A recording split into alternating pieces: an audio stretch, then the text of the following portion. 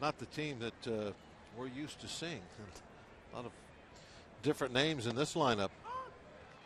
Castillo, one familiar name. 1 ball, 1 strike. But this is a break that the Ian Snell really, Bob, you have to believe he's got to take advantage of that. Yeah, what do they say? Make hay while the sun shines. A lot of their regulars and stars are out because of injuries, illness. Carlos Beltran scratched. And we'll give you the lineup here in a moment. Jerry Manuel's club. A late scratch. He was in the original lineup. 6 different players going on the disabled list in the month of May. Yet the Mets continue to win. This pitch, fastball taken 2-2. Castillo hitting .294. Had a fine series in New York against Pittsburgh, 6 for 13.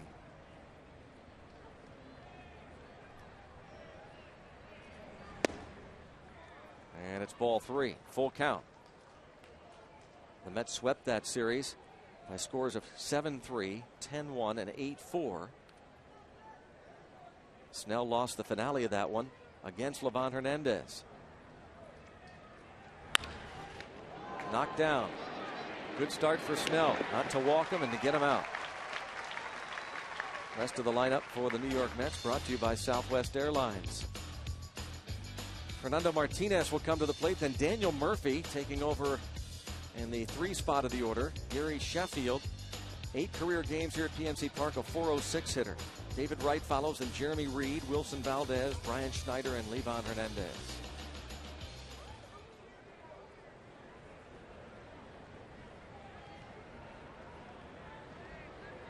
Fernando Martinez up from AAA Buffalo because of all these injuries. Ryan Church, one of the outfielders on the DL. So Martinez getting an opportunity. One of their top prospects. 1 ball, 1 strike. The left-hand hitter, just 20 years old, from the Dominican Republic. Gives them a look at some of these guys early in the year. Maybe you'll know really what they have later on. Foul. 1 ball, 2 strikes. Illness, injury costing at least this handful. Carlos Beltran scratched just before game time. Ryan Church on the disabled list. Alex Cora will return tomorrow. Oliver Perez, former Pirate on the DL, and Jose Reyes. That's a big injury. That calf bothering him. Tendonitis behind the right calf. So their leadoff man is out, and a base hit for Martinez. Angel Pagan will be going on the disabled list tomorrow, and Alex Cora will be activated. A 1-out single. Now Daniel Murphy.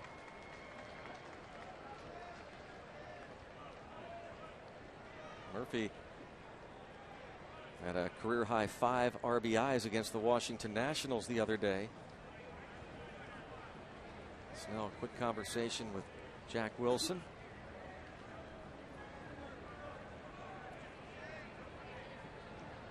Great bowling tournament last night we'll talk about. Jack and his wife Julie raising a lot of money with the help of his teammates, people from the front office. Strike on Daniel Murphy. 5 RBIs the other day against the Washington Nationals. They swept that 3-game series in New York and then hosted the Florida Marlins and won 2 out of 3. So they start the day just a half game back of the Phillies in the National League East. Well, as you said, they've been winning, and even though they have all these injuries, that's what it takes to have a good season. The finish up at the top is 6 months. There's going to be people get hurt, and young guys, or maybe even some older guys that have been around a while that don't play every day anymore. They got to step in and be contributors. Maybe not totally take somebody's place, but add something to the equation. Check swing. Feel it? Nope.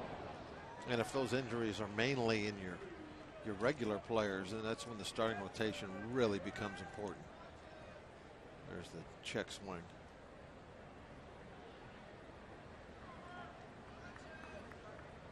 Those starters, when they go out and pitch extremely well, then that makes up for covers up a lot of other deficiencies.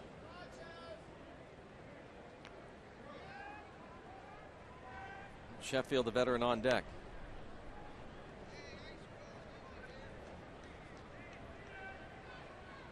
We saw Sheffield in New York playing out in the, was it right field he played? Yeah. Ball going to head toward the seats. Morgan and LaRoche give chase, out of play. Bob walks keys to the game tonight for the Bucks or the Mets.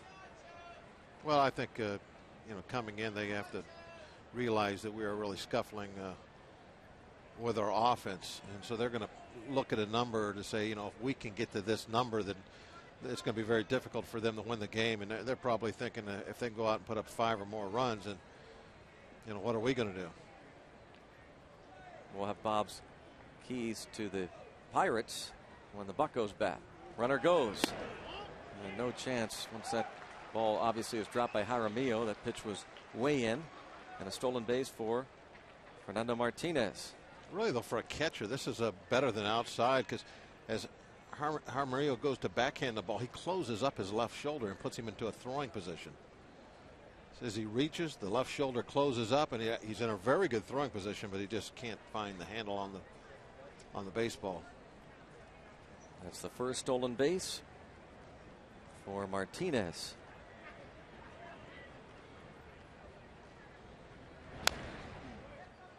And the Mets will run. Mets have stolen 52 bases this season. Jose Reyes has many of them, as does David Wright. By comparison, the Pirates with 26 steals. The Mets lead the league in stolen bases. 2-2, 1 away.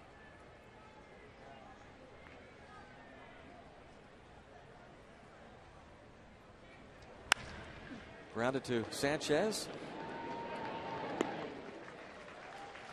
Who else is out there? Let's check. Yeah.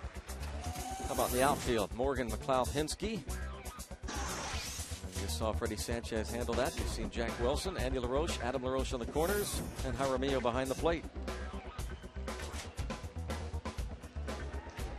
Eric Hinsky getting the start in right field. Brandon Moss takes a seat tonight. He was my bowling partner last night on my team. Hinsky, Snell, or Moss? Moss. Oh. Brandon Moss. He said he'd taken a seat. He was really wore out from carrying us. Wow. So he's not able to play because of that? Yeah. He was our anchor man.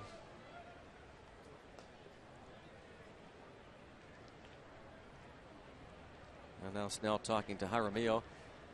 They raised more than $22,000 for Pirates charities in the Pittsburgh Project. A good time had by all. There's a lot of laughter, smiles. Celebrity bowler Andy LaRoche was on the winning team. Trib Total Media was the event sponsor.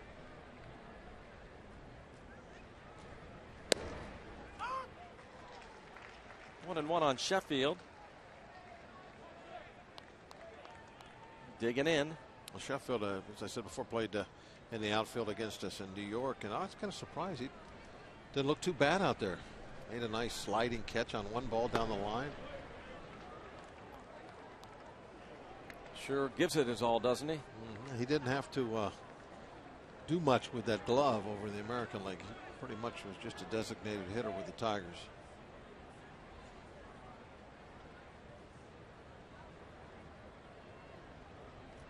Sheffield did not face Ian Snell in New York.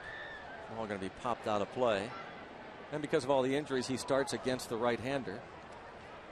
Yeah, he's a little more important to the team right now.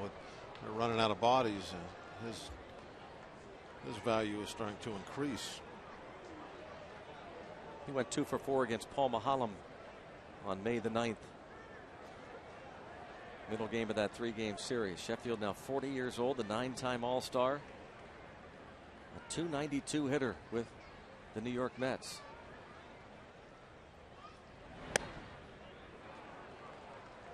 Three and two. Hey, you look at his numbers, 5 home runs, 19 RBIs. That's not too bad for being a part-time player. Yeah, I wonder if, going out there and having to play defense, kind of rejuvenating himself a little bit at the plate, perhaps. Draws the walk. That is 20, I think 24 walks, if I'm not mistaken. Let me see. Is that right? 24 walks for Sheffield. That's a bunch. That is second or third on their team. At New York City Field, Mets won them all, outscored the Pirates 25-8. See the team ERA. And we won in pitchers' home runs, though. Yeah. 1-0, right? Yep. Paul Maholm got his first in his career. But it wasn't a lot of fun those 3 days. Need a little payback right now. David Wright is tied for 6th in the league in hitting. 333. Tied for 6th with Freddie Sanchez. Carlos Beltran, scratched from the lineup because of a stomach virus, is the league's leading hitter.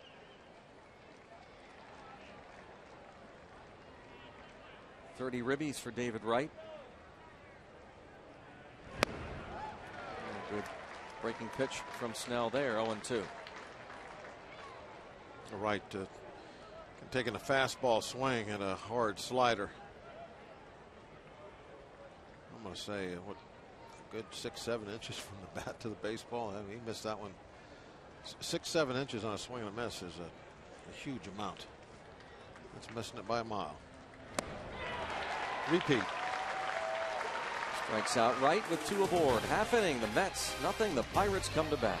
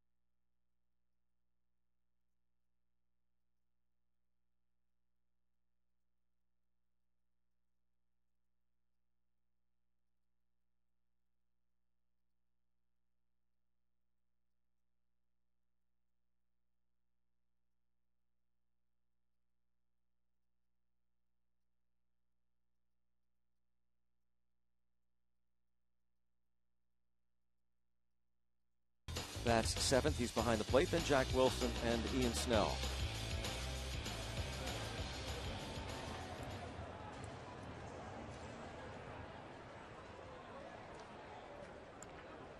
There's the old guy. Pitching very well last couple of games. Just I think, what is it, 2 earned runs last 2 starts. What, undefeated in May? Gives up some hits though. The opponent batting one average loss. over 300. He was 4-1 in May.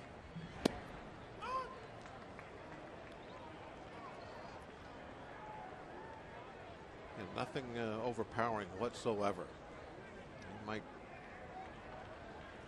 get up there to 88, perhaps not. But he knows how to look at a hitter and see what that guy is trying to do, and then he knows how to counteract that with the stuff that he does have, with the weapons he does have at his disposal. And that's pitching. And so when you say somebody, knows how to pitch, that's what you're talking about. He sees the hitter, sees what the hitter wants to do. Factors in the score, the inning, is there anybody on base, things like that. And then he knows what he has, what he can do. And then he tries to attack the hitter in that fashion. And then it comes down to executing. Always seems like there are a ton of base runners on against him. A lot of hits. There's one there.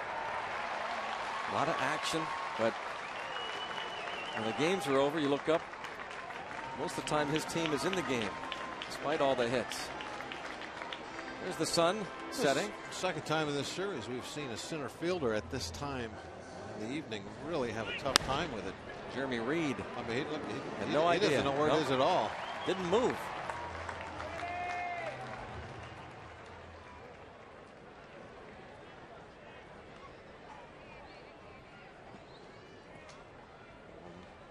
Niger take off here early.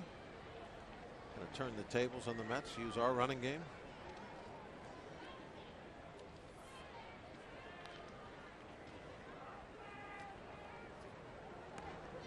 Ten steals in 15 attempts for Niger Morgan. Brian Schneider has thrown out 1 out of 3.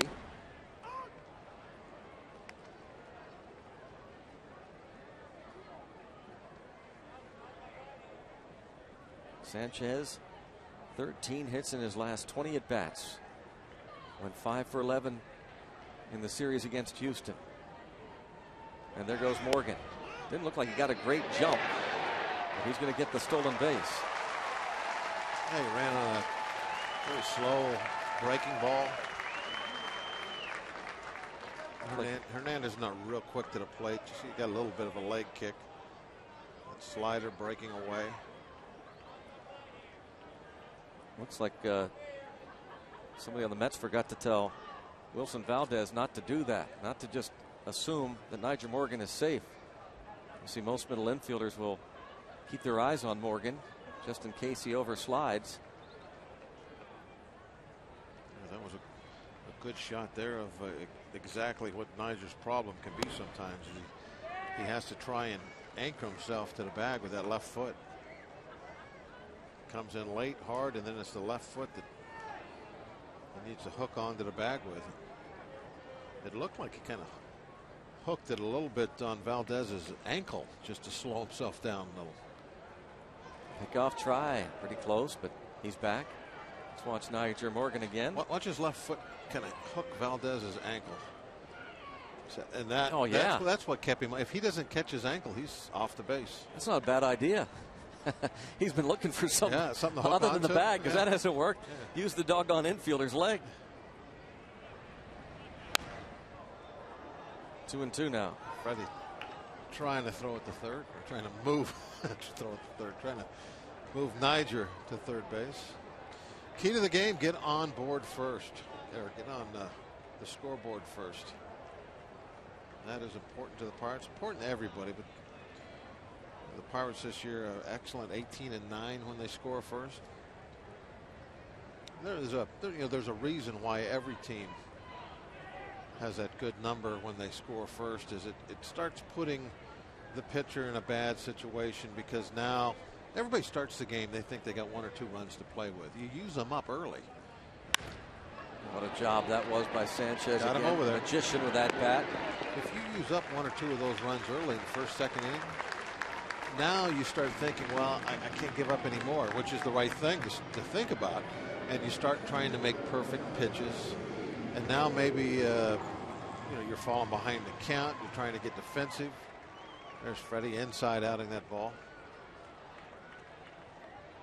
But I think that's why you see that number. Teams that score first win most times, because of what it does to the psyche of the opposing pitcher.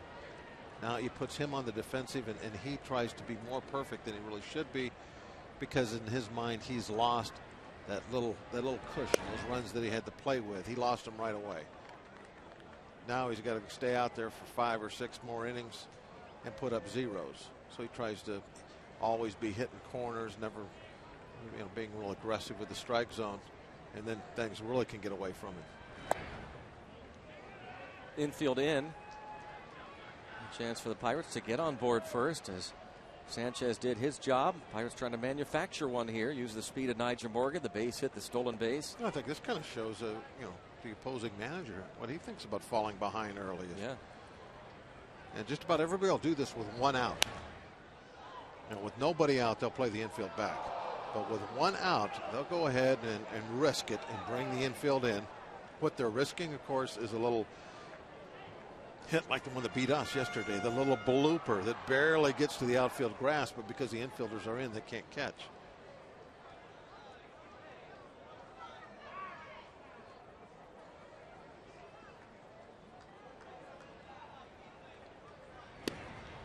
Two and two. So is this also a statement on the part of a manager that they don't expect maybe to get a lot of runs? If it's this early, or is this common? No, this is pretty common. Most guys will do this with one out. But I think they don't want that team to score first. They don't want to lose. That's the importance of that first run. They don't want it to happen. You remember, I think it might have been 1990 or one of those years where Jay Bell had all those sacrifice bunts, hitting second in our batting order. It was really the emphasis that Jim Leland had on trying to get on the board right away in that very first inning. He knew he had the Van Slykes, the Wands, and the Padillas hitting behind him, so he wanted it done. That's not good. Livan Hernandez gets it done with that called third strike on the inside corner. Yeah.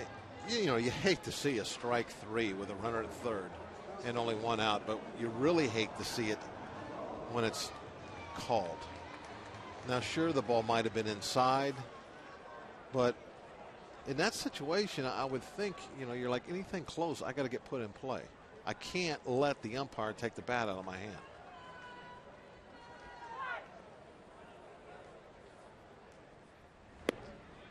Now it's up to Adam LaRoche with 2 outs to get that man in.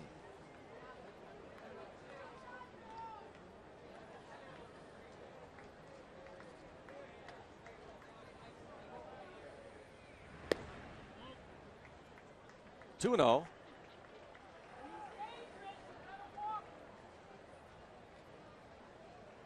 Nyjer Morgan at third with 2 outs.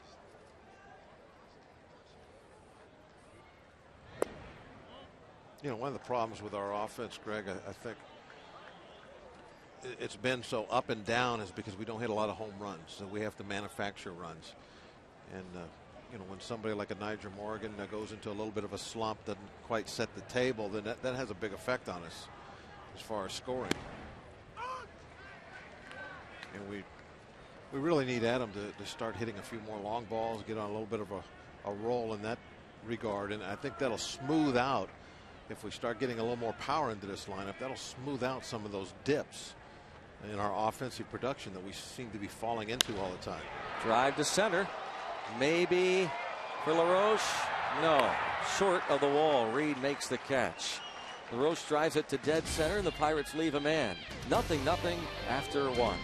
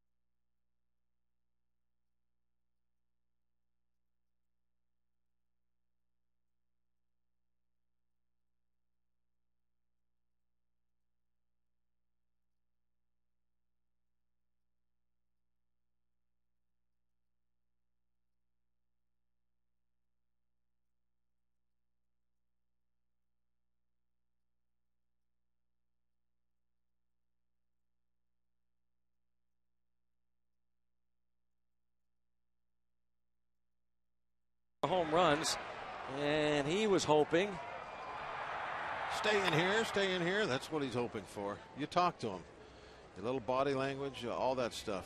Especially when they're down the line, you're yelling, get foul, get foul. And obviously, LaRoche, or the hitter, they're yelling at the go ball. Jeremy Reed, 275 on the year. Hits this ball the other way. It's going to slice into the seats.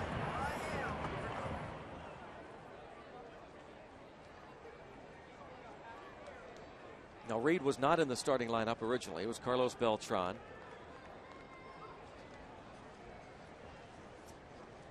Six, 7, 8 men in the order against Snell.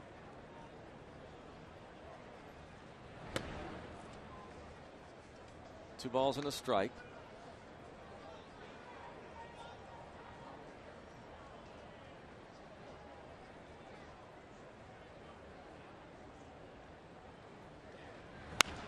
And this line to left.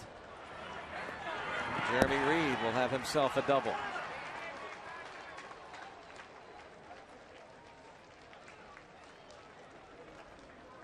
Ian, look at where the level of this pitch is. That's belt high. I really think that a lot of these problems with Ian, and I talked to Stan on his show about this, is Ian's control, and I'm not talking about all the walks that he has, which is too high also, but the control in the strike zone. And I realize it's 2-1. You don't want to go 3-1. You don't want to like try and just nip something, but a low strike.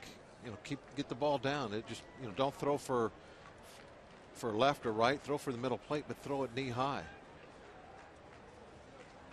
And that pitch, the elevation was right at the belt. Just an easy pitch, really, to bang as a line drive the other direction.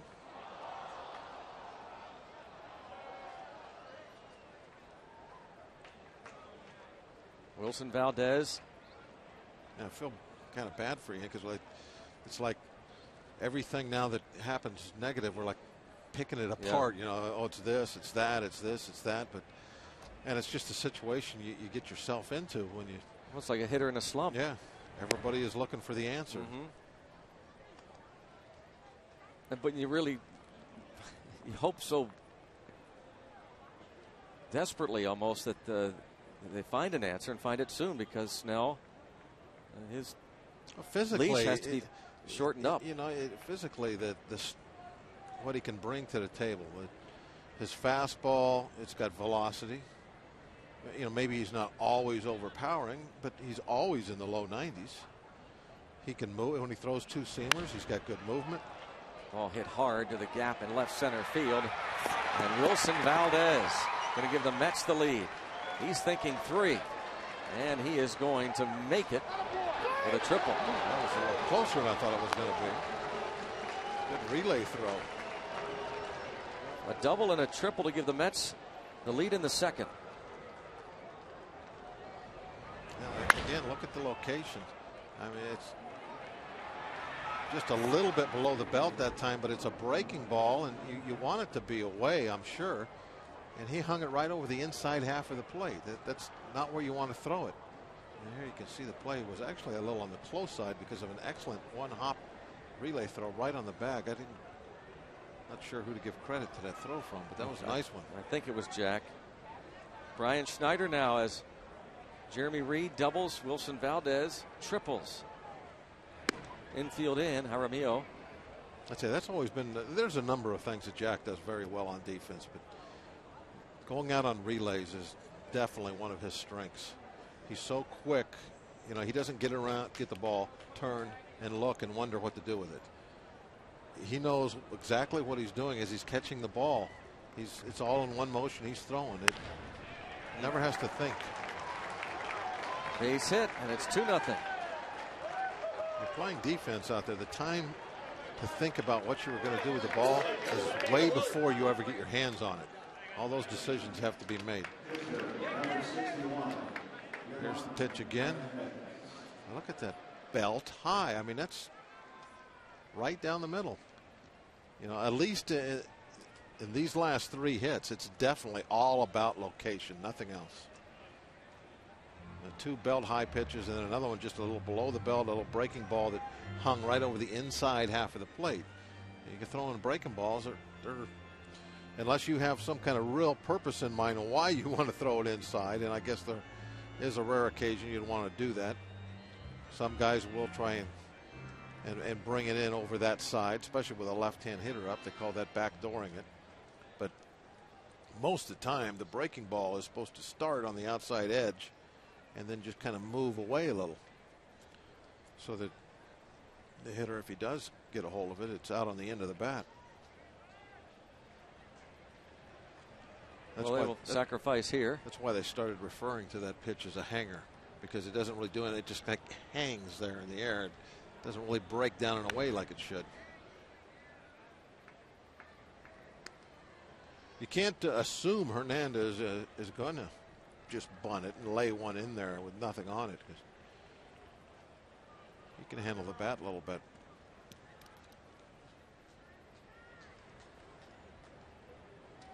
Always been one of the better hitting pitchers.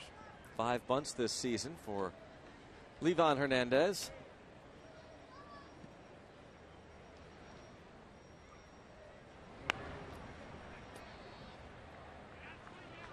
And this is when you really can't assume anything. Now that he's got 2 strikes, because he is one of those better hitting pitchers and usually an excellent bunter.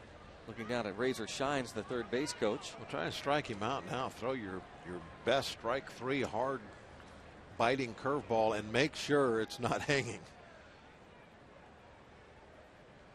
9 career homers for Livan Hernandez. Whatever your strikeout pitch is, use it now. Showing bunt. Takes a fastball.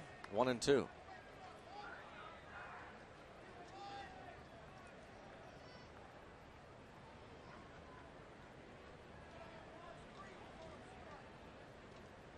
Hernandez's close-up shots, he looks all business, doesn't yeah.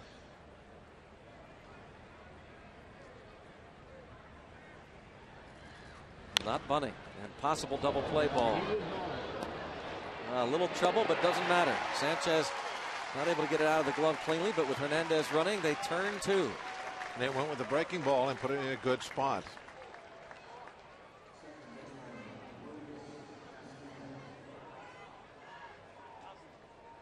Southwest Field Cam will show you that replay again. Hernandez does not run very fast, so ended up being a fairly routine. There, see the location. That ball could have been a little lower, but it was on the outside corner, and that's where the breaking ball has to be. If it would have been a little bit lower, it would probably been a swing and a miss. So it worked out better letting him put it in play.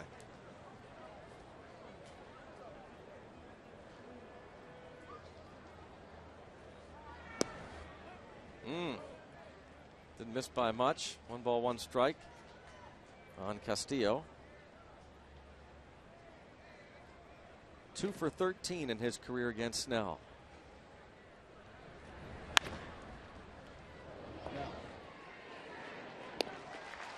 Well, the Mets with a double from Jeremy Reed, a triple from Wilson Valdez, and a base hit from Brian Schneider lead 2-0.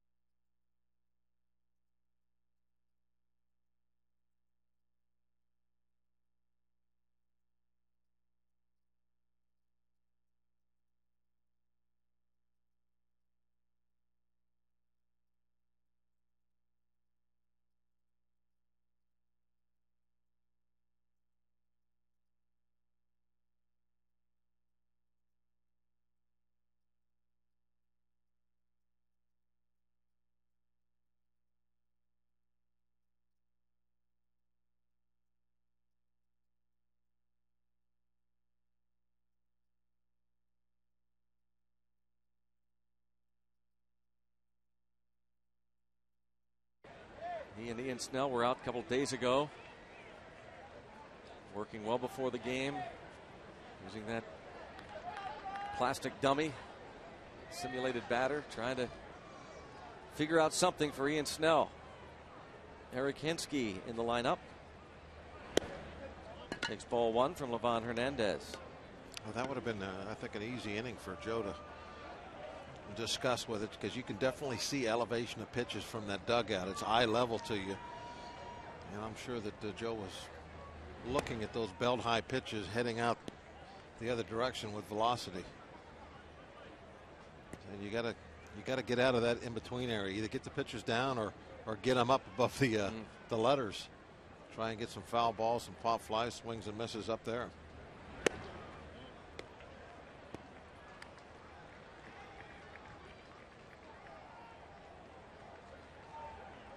Hinsky went 3 for 4 on Saturday night. And he takes ball 4. This Thursday, the finale of the homestand, business person special, 12:35 matinee game. Also a T-shirt Thursday. All fans get a Pirates T-shirt.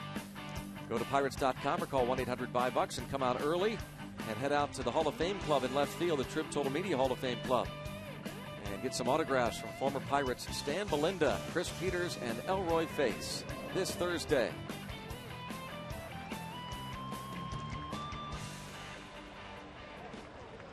Leadoff walk to Hinsky. Andy LaRoche now. Yeah, he's back in his usual spot. Yeah, I thought we actually might see Bob Andy LaRoche hit second again. We talked with John Russell about it. He had him in that 2 spot Saturday night and again yesterday, and he had said that he may toy with the idea of LaRoche staying in that 2 hole and maybe dropping Freddie Sanchez down to the 5th spot. And we could eventually see that.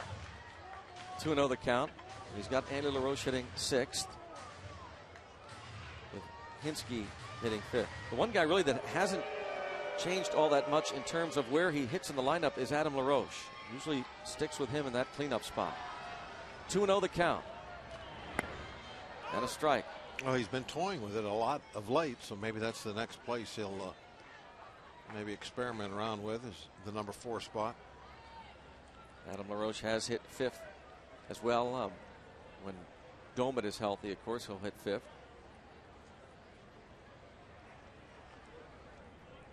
Two-one count. And a double play ball. 5-4-3. That leadoff walk, opportunity to get a little something done. Here it is. It's prevented it. Looked like he took a good pass at it. Nice swing. Right at him.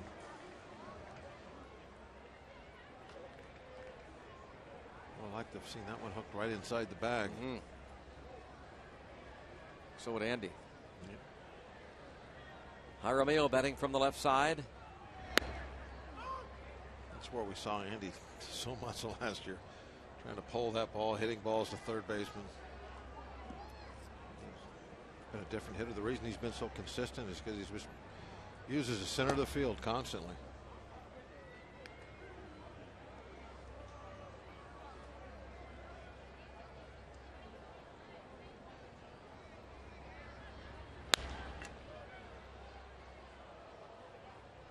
Watch a lot of Hernandez pitches. They're at the knees, and if they're not, they're on the hands. Pete Vukovich was his favorite saying every time you ask him, "Hey Pete, what's up?" He'd tell you, everything above the hands unless, or everything above the knees unless it's on the hands. 6-3. Bucks go down after the leadoff walk. We move to the 3rd. 2-0 New York.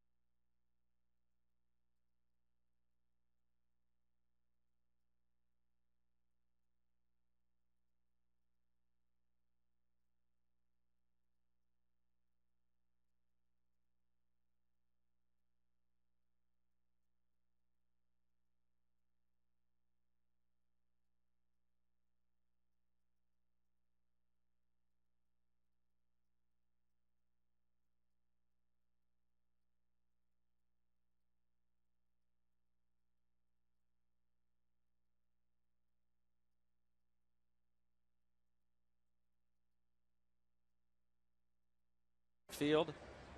Daniel Murphy next, then Sheffield. As Ian Snell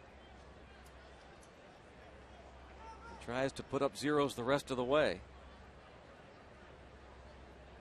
1-6 is Snell's record in 10 starts this season. Those 6 losses, tied for the most in the league with 8 other players.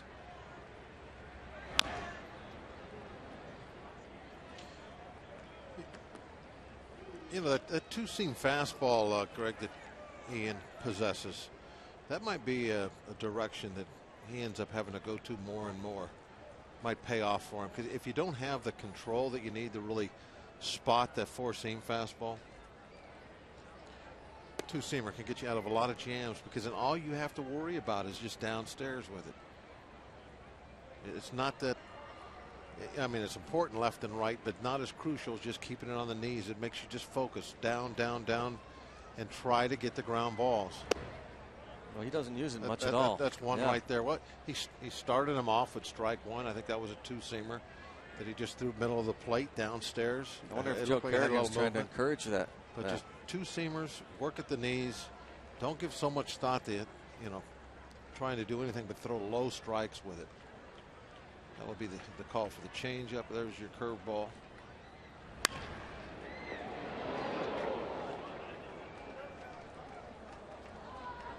But I just don't think to make a living throwing four-seam fastballs is extremely difficult at this level. You have to have one of two things, hopefully, and if you have both, you're a Hall of Famer. You have to have either overpowering velocity all the time when you're out there, or you have to have that great control so you can just dot an eye with it here and there. And then this is not to be mean about it. He does not have either one of those. Either one of those. Occasionally he'll have that overpowering fastball. Occasionally. And that's when you see him go out and throw 7 innings and give up 3 hits. That's once a month. Yep. And that's not enough. And walked him. 2009 Pirates Baseball on FSN Pittsburgh, brought to you by Southwest Airlines. Southwest Airlines is ready when you are. Go to southwest.com. Grab your bag. It's on. That's the second walk of the ball game for Snell. He has, again this season, had trouble throwing the strikes. He's given up 32 free passes in 55 innings.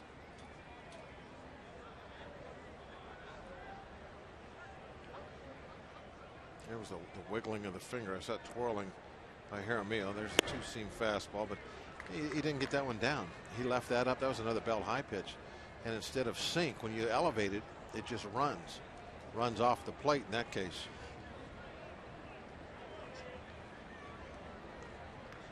He's calling for an inside fastball. So this was, maybe that's going to be a throw over. A lot of times the little finger is the inside fastball. But if he throws a fastball to that side of the plate, trying to throw it inside, that'll be when he four-seams it.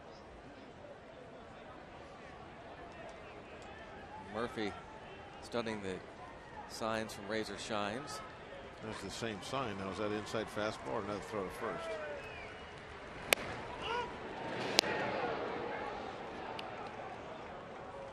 Well, after watching all of that, that tells me that Snell threw the first base on his own last time. There's his inside fastball.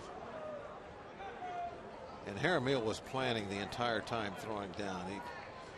He knew he was going to get a pitch to that side of the plate. He was going to have to backhand it and put himself in a position to make a throw to first. Runner goes on a 2-0 into center field. Thought we might have a shot at throwing him out, but no. Not good. Nobody out. Man at third. Stolen base for Martinez, his second of the game. Error on Jaramillo, second of the season.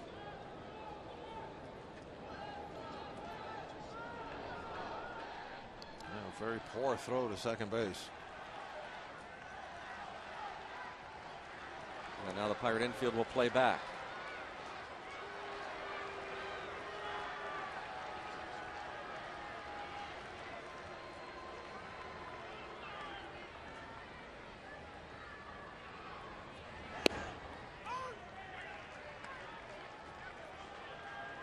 was a nice 3-0 pitch. Jaramillo setting up right on the outside corner. Execution by Snell. Going to try and nip the corner again. And they missed for ball 4. Now, I might be all wet here, but I want to go back to the pitch selection right here, Greg. Listen to this pitch selection. You try to throw strike 1. That was just a low strike, and he missed. The ball ran off the plate. Remember the two-seamer? Yeah. Now you're going to try and throw a fastball inside corner. It's a 1-0 count, and it's also a semi-pickoff play. Snell doesn't have the control to be doing that. And now you throw a 2-0 pitch, which, again, you're setting up right on the outside corner on a 2-0 pitch. Snell doesn't have the kind of control to do that. You did the same thing on a 3-0 pitch. You got the strike. You try to do it again on a 3-1 pitch, and it's ball 4 because he doesn't have the control to do that. Occasionally he will. And that will fool you into thinking, well, he did it once and I can do it again. You can't do that with him. You can't. He can't pitch in that style. He's not. His control is not good enough to pitch like that. He's going to walk people. He's going to fall behind in the count. Ground ball. They'll get 1. And that's all they'll get. And not a double play ball by any means. Jack having to range far into the hole. 6-4 on the putout and an RBI for Sheffield, his 20th. And a 3-0 lead for the Mets.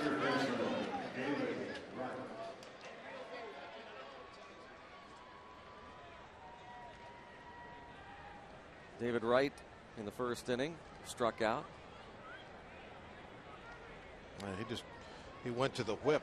He has that very good power slider, and Wright played right into his hands with the type of approach he was taking. There he goes again with it. Wright kind of helping Snell out there. Well, see, Snell has that pitch, and if he can get guys to swing at it, wow, he's going to be good all the time. Here it is again. That hard slider down and away, right off the end of the bat. Great location with it. And if you can get ahead of hitters, that forces their hand to try and swing at that pitch. Set up inside again. Low. Watch this sequence here to Jeremy Reed, who doubled in the second inning the other way. It's okay, I think, if you want to do that first pitch or if you're ahead in the count. And with some pitchers, like say with Maholm or Duke, it's okay to do that all the time. Perhaps with Karstens, it's okay to do that all the time. Line to right field. Into the corner. And Sheffield slowly chugging around the bases. He's not going to score. A double for Jeremy Reed, this time to right. A little bit of a break there with Sheffield on the bases. Even with 2 outs, you're off at the crack of the bat. And so that's always an advantage to the runner. But in this case, Sheffield just at 40 years old, I mean, there's his top speed. It's not much. So he's going to go station to station. Now Wilson Valdez tripled in a run in the second. Another variable that enters into this, what are you trying to do out there with pitches? Well, now you're down by 3 runs, and there's 2 runners in scoring position. Now your hand's been forced. Now you have to try and make those perfect pitches. For Bob, right there, Jaramillo set up dead down the middle, and it was downstairs. Well, now I think you have to try and get him on the edges. Another base hit, and this game has gotten out of hand. This is time to make perfect pitches. You either make perfect pitches or you walk him. 2-0.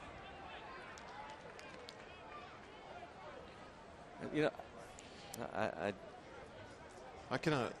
Why was he trying to bunt there with 2 outs? I don't think he was trying to bunt. I think he was just taking all the way. Distract him. Yeah. Just taking all the way. Yeah, you're probably right. And Snell is just seems to be out of sorts again, Bob. 2-1.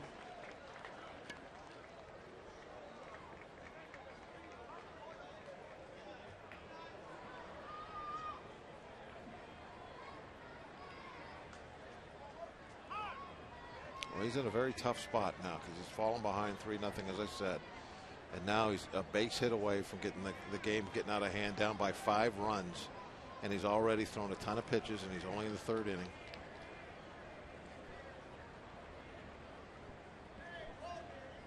But I think a lot of this he's done, you know, to himself.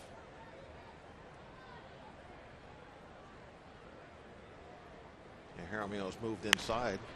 And the ball was over the plate. Maybe even outside. Yeah. That's what we go back to the control of Ian. He does not have that fine type of control to hit spots. So just say, heck with spots. Let's get some movement on your fastball. Try to throw low strikes. Yeah, it was more. Yeah, that the was outer half. Watch the glove. Look at the glove. Boy, yeah. See the glove go way out to backhand the ball. That tells you where the pitch was going to be. It was going to be on the outside corner. When you watch those replays from center field and you really want to know where the pitch is and you don't want to worry about the camera being offset, this or that, just watch the catcher's glove, follow it. That tells you better than anything else where that ball was going to be. Watch Jaramillo's glove. When he reaches to his backhand now to try and catch this ball because he didn't know it's going to be hit. So see where that's where that ball was going to be in the outside corner, and he wanted it on the inside corner. But all this is what I'm trying to show here is that Ian tries to I think do more than he's capable of doing control-wise. No, I don't want to put point any fingers or blame, but what about if your catcher is setting up out there? Should he be doing that? Well, right now, yeah, most definitely now. No. Earlier in the game, well, I like early in the game. Ground ball to first. I didn't like the Martinez at bat. 3-run score. Through 2.5, it is 5-0 Mets.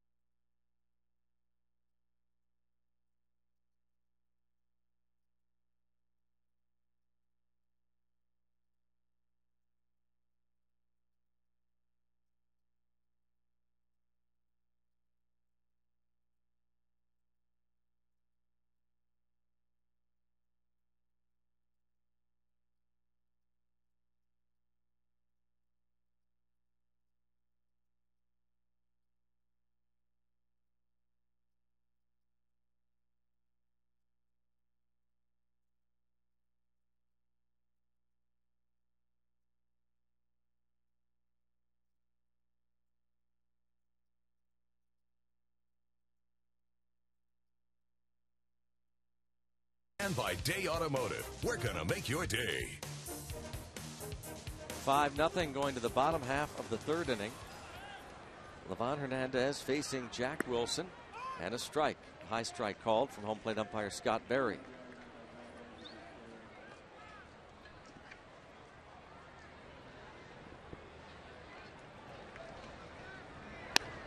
Jack showing a lot of sock tonight.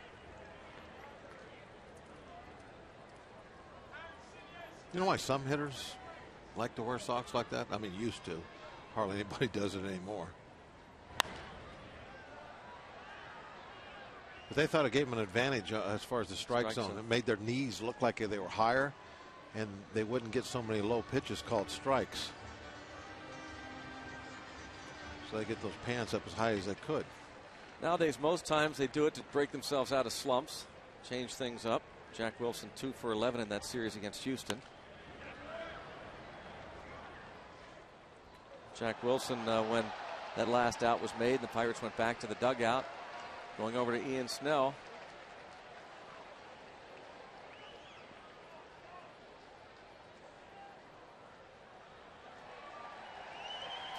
Ian, a pretty frustrated boy right now. Yeah.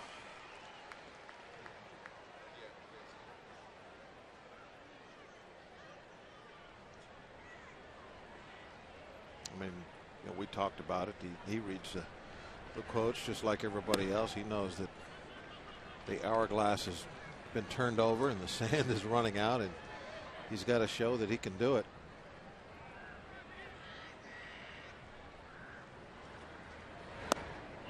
Three and two.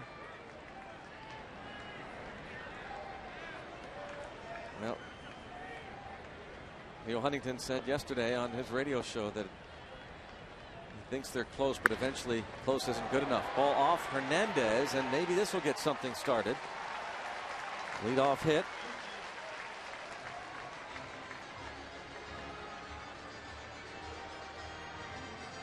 Jack Wilson aboard. Oh, Jack. Flexing that right knee a little bit. Yeah, I wonder if tweaked the hamstring or something going down the line. The ball right off the glove of Hernandez and just far enough away from him. He couldn't do anything with it. Snell going to try and bunt him to second, get a man on. Does that part. Snell has become very, very proficient at getting those sacrifice bunts down. Jack Wilson continues to bend those knees, Bob, that right knee in particular. Yeah, I think he's got something going on there. Yeah, you wonder. Yeah, he's got a problem. Yep. He's got a hamstring problem. It's a real low hamstring. I just saw where he was reaching behind his knee. Yeah, he's grimacing, grabbing it right there.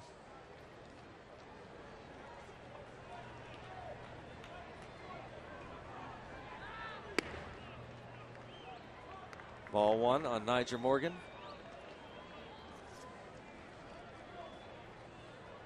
Morgan singled, stole second.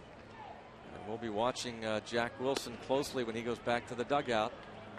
Already spent 2 weeks on the disabled list earlier this season with that bruised finger.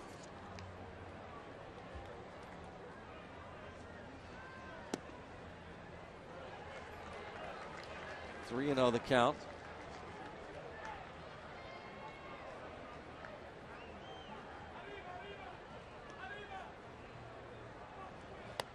The bad news is Pirates are down 5-0. Good news, it's still pretty early, and Livan Hernandez, despite the fact that he's 4-1,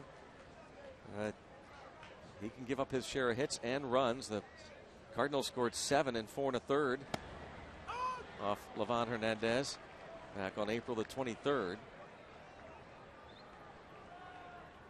Last time out, he went the distance against the Washington Nationals. And he strikes out Nyjer Morgan. Hernandez is an excellent example of the fact that you can throw the ball in the mid-80s and you don't have to fear throwing the ball on the inside part of the plate. This is the exact same pitch that he got McLouth on, I think. Yeah, it was Nate. That it's a two-seamer, so it's got a little bit of a fade back to the plate when he elevates it. It comes in, it looks like it's going to be inside, and just moves back to the inside corner.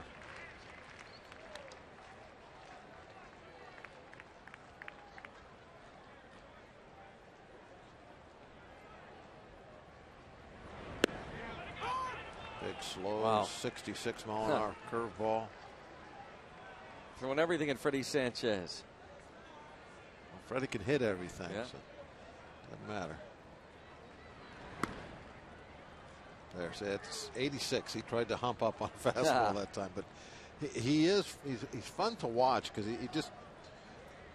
he shows you how you try and use what you got. because you know what the hitter wants to do.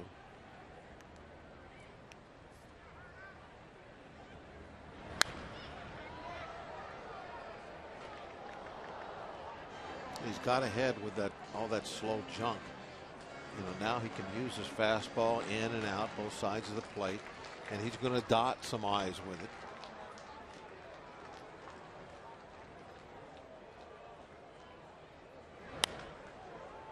Popped it up. Second baseman Castillo out. The location on that, a little cut slider there, perfect location. He and the Mets lead 5, zip through 3.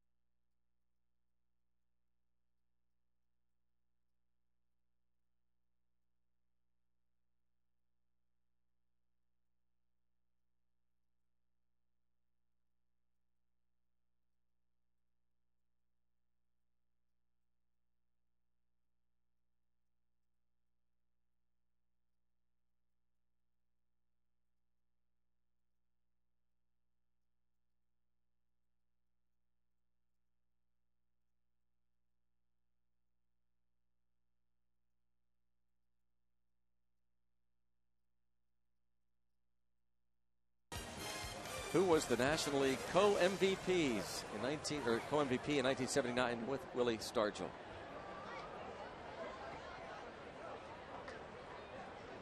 What's that rope? I don't know what the rope is for there. I think they're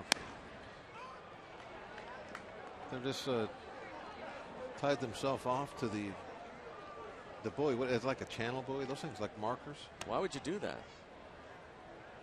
So they don't drift down the river. They want to be in one spot. They're anchoring themselves. Huh. Just hanging out right there, huh? Yeah. We're watching the game. Looks like fun. Well, they can see the game up on the big board. You and I got to do that sometime. Fly ball to right. It's time for our day automotive. This day in Pirates baseball history. June 1st, 1943, Rip Sewell of the Pirates introduces a new blooper pitch called the Ephus in a 5-4 win over Boston. This date in 1943. How did he come up with that name? Well, apparently he didn't, from what they say. Maurice Van Robes was with the Pirates, a teammate of Sewell's, and he was quoted as saying, "Ephus ain't nothing," and that's what that ball is. So there you have it. There you have it. And that's nothing to the rest of the story. Luis Castillo is 0 for 2 and count of 1 ball, 1 strike. Ian Snell has had to work from the stretch each of the first 3 innings.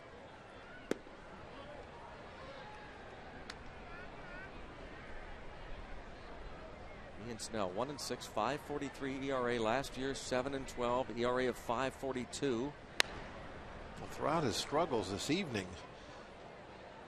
3 walks, 6 hits, 5 runs to this point through just 3 innings. That the bullpen has remained silent, so looks like he's going to be out there for a while. Try and let him pitch through this. A tough play. Got him. Good defensive work on both ends. Mr. Smooth over there at first. Got a very fast runner. Ian's got to get to that bag and find it and make the catch at the same time and do everything very quick. Wow, very well done. Just like spring training.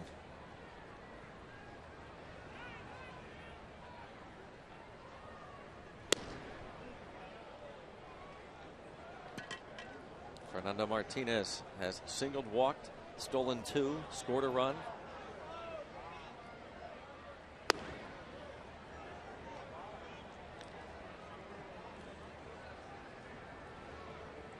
Karstens, Mahalam, and Duke. Duke goes tomorrow against Johan Santana. Ross Ollendorf on Wednesday against Mike Pelfrey, and Thursday afternoon Karstens against Tim Redding. There, 4/5 of the rotation right there. Ollendorf. Hanging out. Just a bunch of buddies. It is a lot of fun when you have some camaraderie on that starting staff.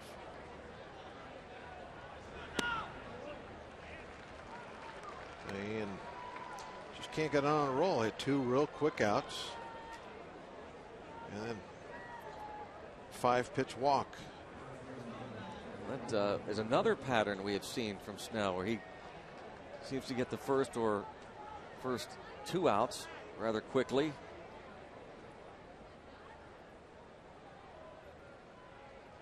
And then things get tough. This will be his 77th pitch. Daniel Murphy has bounced to second and walked.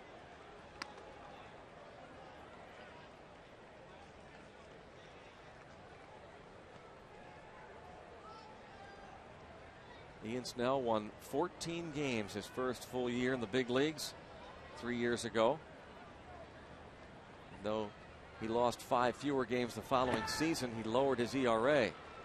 Aramillo looked as though he thought that might have been strike 3 the way he got out of that crouch. Looked like he was headed to the dugout.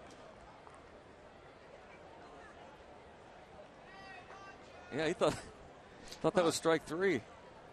It's just the second. It's 0-2.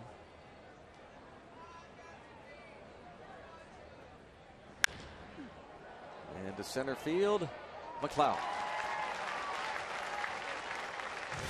Scoreless 4th. Bottom half of the inning. Pirates.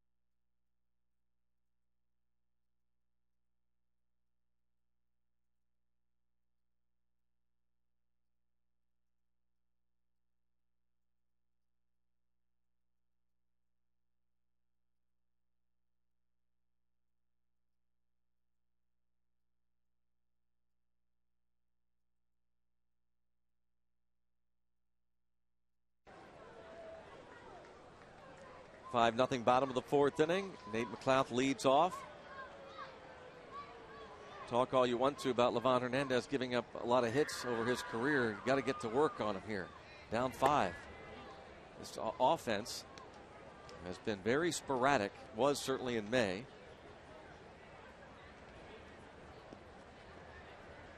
This last weekend series against Houston, a great example of it, where Brian Moeller pitched the complete Game 7 hitter in a 6-1 victory for Houston on Friday. It was kind of crazy the way the offense went against the different pitchers.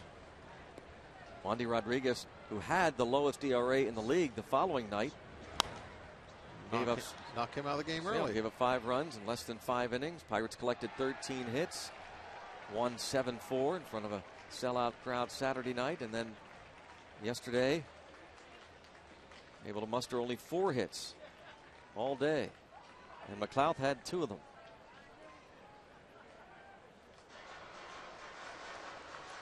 Nate losing the bat, really reaching for that ball. He was all out of position.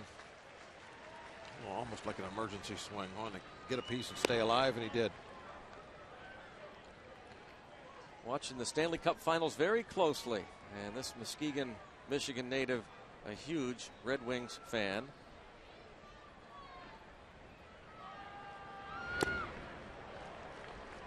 Strikes out. Look at the locations on all those pitches. I mean, that's pitching. And the pitch just before the strike 3 pitch. There's the strike 3 pitch. It's almost an exact same spot. Just gets ahead and lives on the edges, in and out. There's the one just before that, just off the plate a little bit.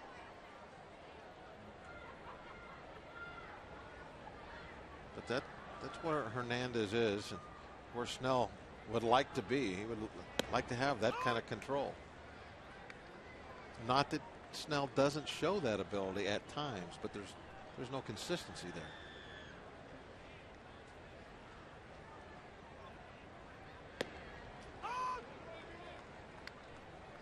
There's one of those backdoor type breaking balls I was talking about a little earlier. A little slider, I think, is what that pitch was. He meant to throw it on that side of the plate. That's smoked to right field. Adam LaRoche thinking 2. They'll get there with a stand-up double. Good aggressive running. It's not down the line, but they're trying to take away the gap on him. So the opportunity for a double was there. Adams got the play right in front of him. You see him making his own decisions. There's no coaches involved whatsoever. 15 doubles on the year for him. League leader Miguel Tejada has 20. Long ball from Hinsky. Get you right back in it.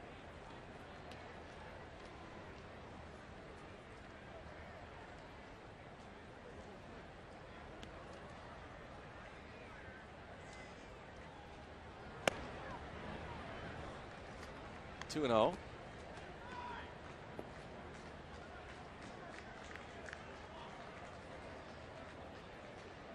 Hernandez walked Hinsky leading off the second.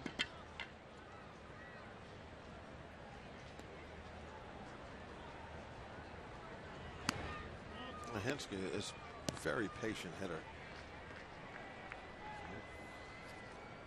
He's not going to swing at the pitcher's pitch unless he gets in a bad spot with the count. Very similar to Ramon Vasquez. Both those guys, when they go to the plate, they're not going to do that pitcher any favors. Hinsky reaches again thanks to the free pass. Our Aflac trivia question: who was the National League co-MVP in 1979 with Willie Stargell? The answer: a one-time Met. But when he was with the Cardinals, Keith Hernandez, closest vote in National League history, each receiving 216 votes. There is Keith Hernandez now doing television work for the Mets. I think Mark Vodanik put an interesting graphic together. Boy, if you look at the numbers.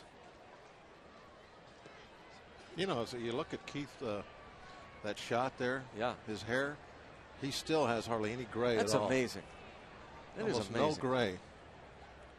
By the way, Willie Stargell played 126 games that year. Keith Hernandez 161.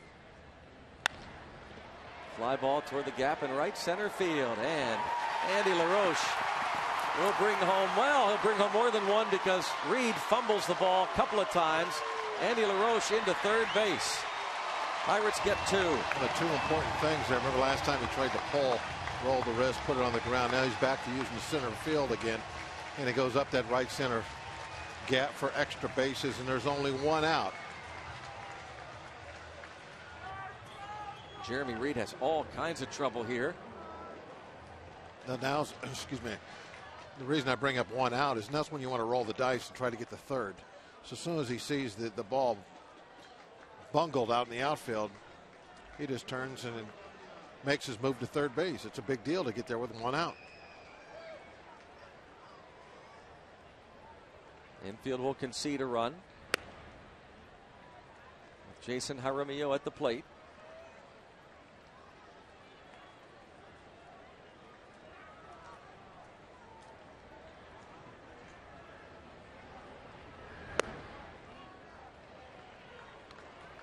I think they gave him a triple. Wow. And 2 RBIs. Andy LaRoche now with 24 ribbies.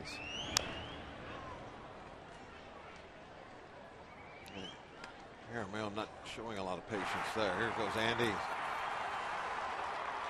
Right there, he saw the ball drop and decided, I'm going to go to third.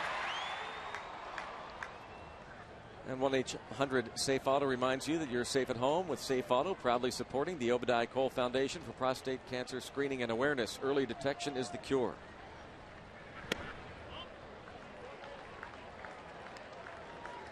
Three and one. It looks like Hernandez is trying not to give in at all under any circumstance. The big test to be in the 3-1 pitch. The 2-0 pitch that ended up being a strike should have been ball 3. It was down and in, but Jaramillo swung at it. Kind of you see the younger guys, they get over anxious. It's 2-0. They got a runner at third base. They go after a pitch maybe they shouldn't be.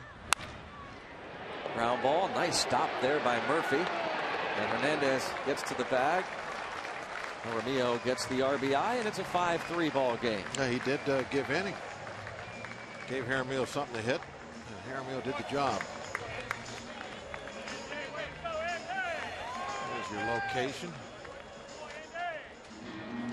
Right out over the plate. It was down at knee high. That's why Jaramillo put it on the ground. But that's all we were looking for. A ground ball somewhere in the infield. Cuts the lead to just 2 runs. Vaughn getting over there in plenty of time. He doesn't look like a very good athlete, but he's one of the better fielding pitchers the last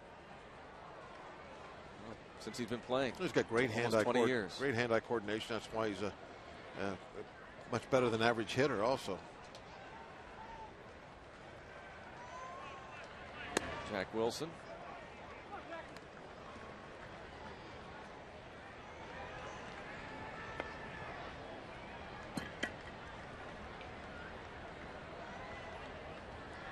See how if Jack hits a ground ball, see if he gets down the line in good shape. Yeah. The last time we saw him on the bases, he kept grabbing that hamstring. 2-1.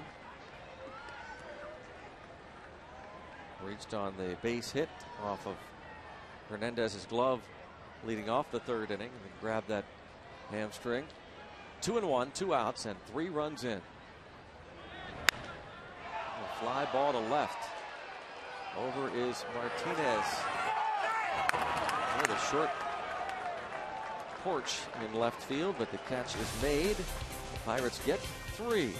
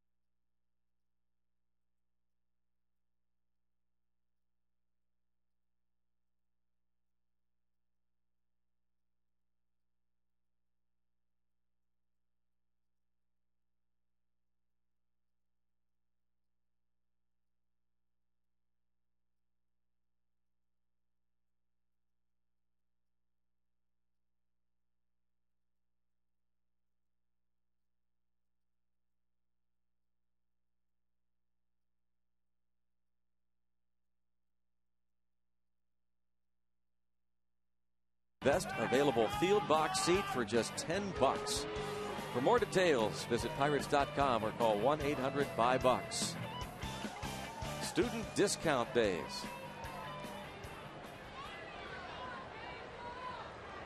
Pirates homestand continues through Thursday.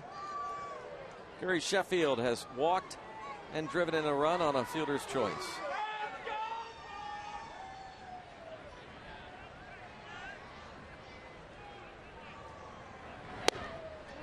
Snell's offense giving him 3 and getting him back in it. Now it's up to him to keep the Mets off the board. He falls behind Sheffield early in the count and does not get a call there, and it's 3-0, and a little frustration there from Snell that he didn't get that call. That was a fairly close pitch. He's shaking his head a little bit. That's right there. There's not too many guys left still playing that I played against. Here's one. It's kind of fun to see every now and then one of them will pop up. Sheffield still plugging away. I like the fact he's back in the National League. Nate. Much more aerodynamic nowadays. Go get those. David Wright is 0 for 2 against Ian Snell. The Wright keeps chasing that slider down and away.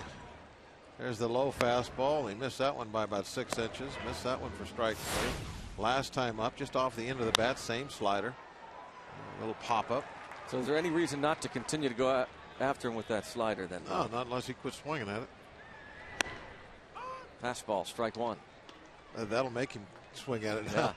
I guarantee you he's thinking, okay, if it's down and away, I'm not swinging because I know it's that slider, and they fooled him with the fastball. Lines it. Boy, that ball was on a rope out there to Hinsky. Whoa. Put it out. This is a pretty good example of what can happen when you do aggressively go after the strike zone. Sometimes you get a little lucky. There was a pretty good drive out to the center field fence that Nate ran down, and then this laser beam out to right. It's just 2 outs. Fastball fouled away. Now you've got 2 easy outs. Now go after Reed. Make it a 3rd. Reed has doubled to left, doubled to right, and scored a pair. 2 to make an out.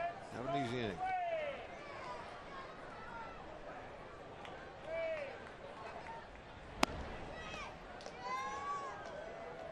Change up from Snell. 1 ball, 1 strike.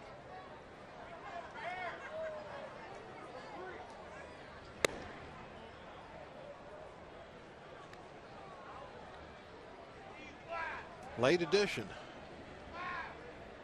2-1 count. Wasn't supposed to play, and now he's 2 for 2, a couple of doubles. Now 2-2. In there for Beltran. And Snell trying to get him out for the first time.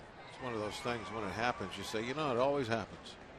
Guy gets in there, not supposed to play, and has a great game. Sure seems like it does. That's because when it doesn't, you don't notice it. It's like when I say someone's going to hit a home run, they don't. You don't notice that. If I say they are, they do. Well, how do you know that?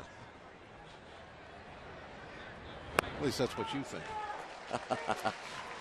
How did he do that? Nice, quick, easy inning for Snell. That's what you want to do when your team puts up a 3 spot for you.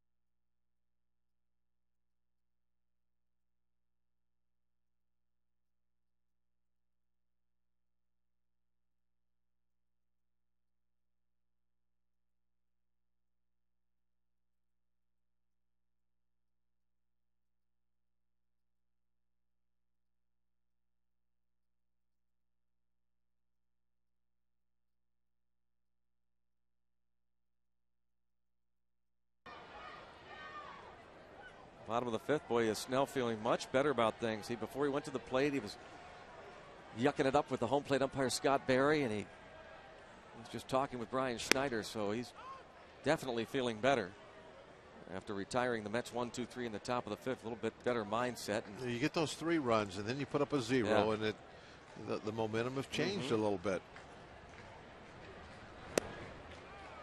Took the first pitch, looked like right down the middle. Swings there, 0-2.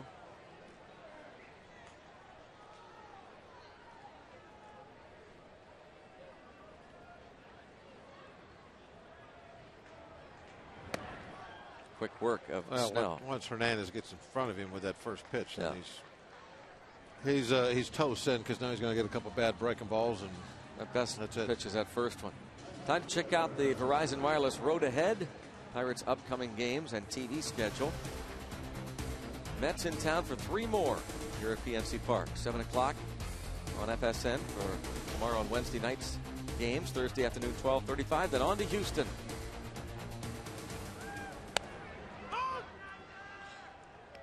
As a poor hitting pitcher, I always hated to fall behind an account, because then I knew that my time at the plate was going to be very limited. I'd swing at a couple bad breaking balls and have to head back.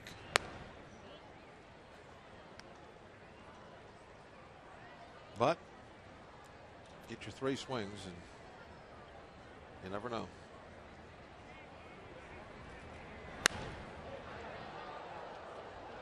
We should point out, since the Pirates are playing a team with a lights-out closer, you've got to get it done really in 7 innings, because J.J. Putz is a great setup man. That's one of the things they did over the winter. Omar Minaya, the general manager, was put together a real strong bullpen. And just past David Wright, and Nigel Morgan has a base hit, his 2nd hit of the night. Won't be too many times that that's not a double. Martinez playing real close to the line. Real shallow, guarding the line. Yeah, when Niger hits one inside the third base bag, you're thinking, I mean, that's going to be extra bases, but boy, Martinez is playing deep third. He is right on top of it. Niger's got to be like, where did he come from? Well, Morgan stole 2nd in the 1st inning.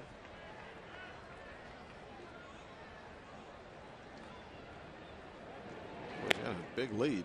He stole that base even despite the fact that he didn't get a great first step to 2nd. Now 11 steals and 16 attempts. Another big lead. He's way off there.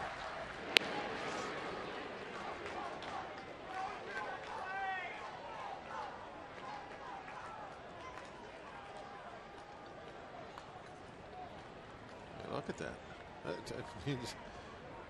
Take another half step.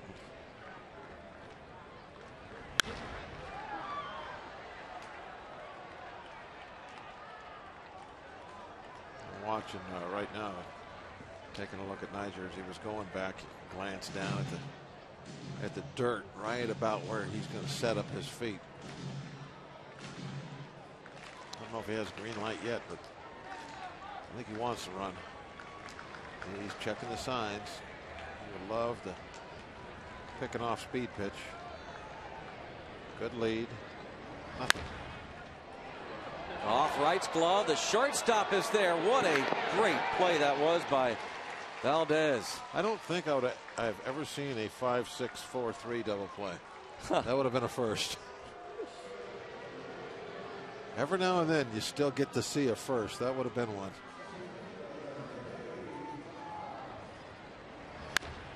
You know, with Niger's speed, that was a heck of a play, just getting him out. Sure was. With Niger always thinking he's going to go in hard on this. He's got to be surprised that the ball is even at 2nd.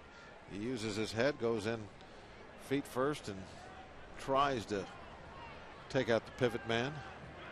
McLeod has struck out twice. Homered yesterday off the end of the bat.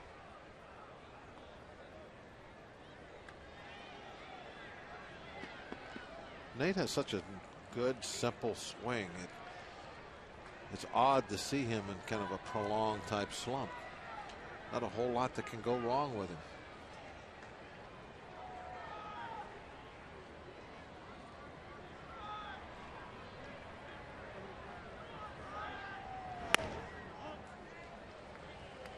Great start yesterday to the ballgame. He was the leadoff man and homered off Mike Hampton to give the Pirates a quick 1-0 lead.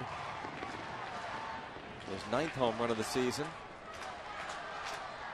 But tonight, a couple of strikeouts against Livan Hernandez, who has allowed 7 home runs so far this season, and kind of a protective swing there. 1-2. McLeod shaking his head. Yeah, he's chased some awfully poor pitches away today. Oh, very unlike McLeod. In the hole, 1-2.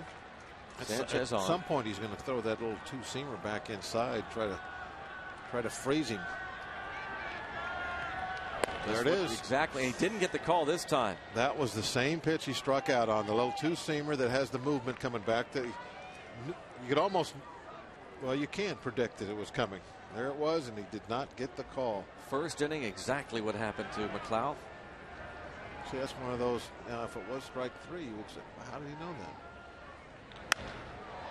Fly ball to center. And Jeremy Reed makes the catch. We'll head to the 6th at PNC Park. Mets up 5-3.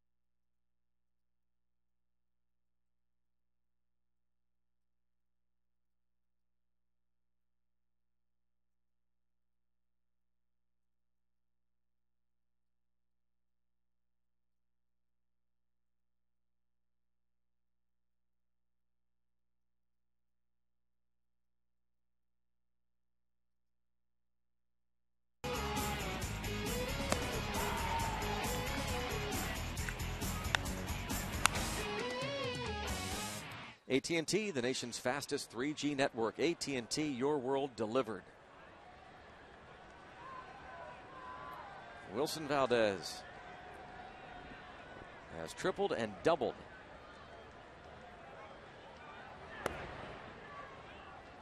And he has 3 RBIs. The latest fill-in for Jose Reyes. 4 different starting shortstops in the last 2 weeks for the Mets. Valdez was picked up from the Indians less than a week ago for cash considerations. He was playing at AAA Columbus and was hitting .191 in 41 games.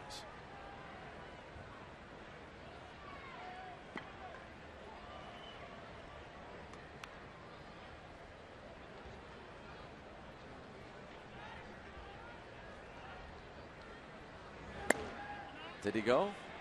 Appeal it? Yes. 1-2.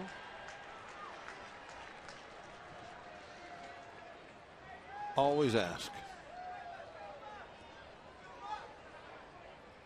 No reason not to. Amazing how the hitters, they're always shocked when when they get that strike call. Never seen anybody like nod in agreement, like, yeah, I did. Yeah, I went, no, they're shocked. They walk around like, how could they call that a swing?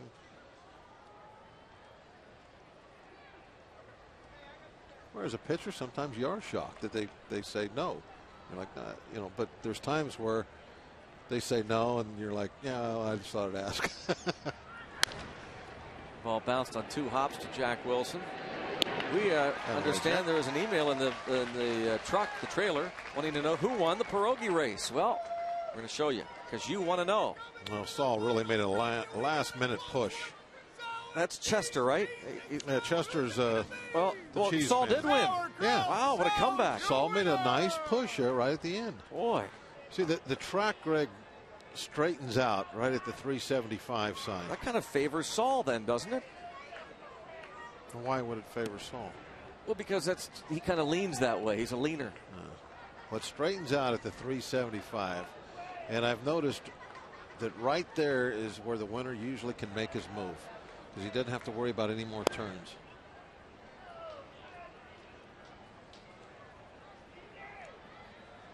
That's fascinating. Isn't it? 2-0 the count on Schneider. RBI single in the second, grounded out in the first. 3-0.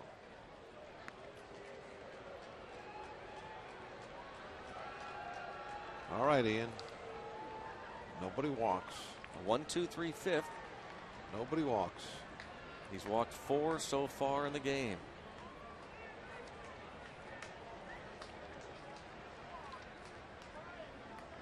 He walked 4 last time in 5 innings. And it's a 4-pitch walk to Schneider.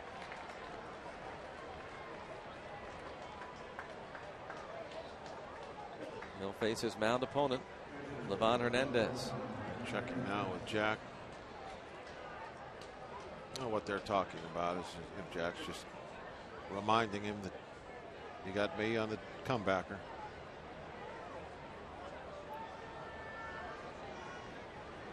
Hernandez is going to bunt, though, you would think, but as we said before, sometimes he'll swing, and that's what happened. He was in a bunt situation, swung the bat, and hit into a double play.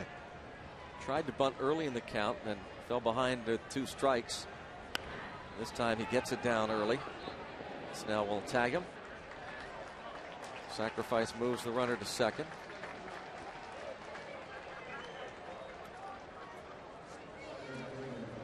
Barrel Automotive stat. Fewest errors in the National League. Pirates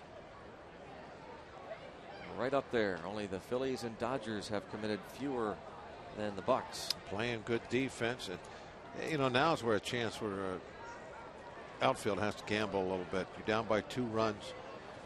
You got a hitter at the plate that doesn't have a whole lot of power. Come in shallow. Give yourself an excellent shot of making a play at the plate. If there's a base hit, you'd be right on top of him. You know, not that Castillo can't ever hit a ball over your head, but it's rare. Not very often. He is just a singles, just a slap hitter. So come in tight. 3 homers all last season, 7 doubles, albeit injury shortened. Sean Burnett up in the pen. Pirates have a new addition to that bullpen, right-hander Steven Jackson, up from AAA Indy to replace the injured Donnie Veal. 1 ball, 1 strike on Castillo. Steven Jackson, the right-hander, was picked up off waivers from the Yankees a couple of weeks ago and was pitching pretty well at AAA Indianapolis, and the Pirates feel like they got a guy who can throw that 2-seam sinking fastball, get double plays, fly ball. There's that shallow ball that Bob was talking about. Came in and took that little slap hit away.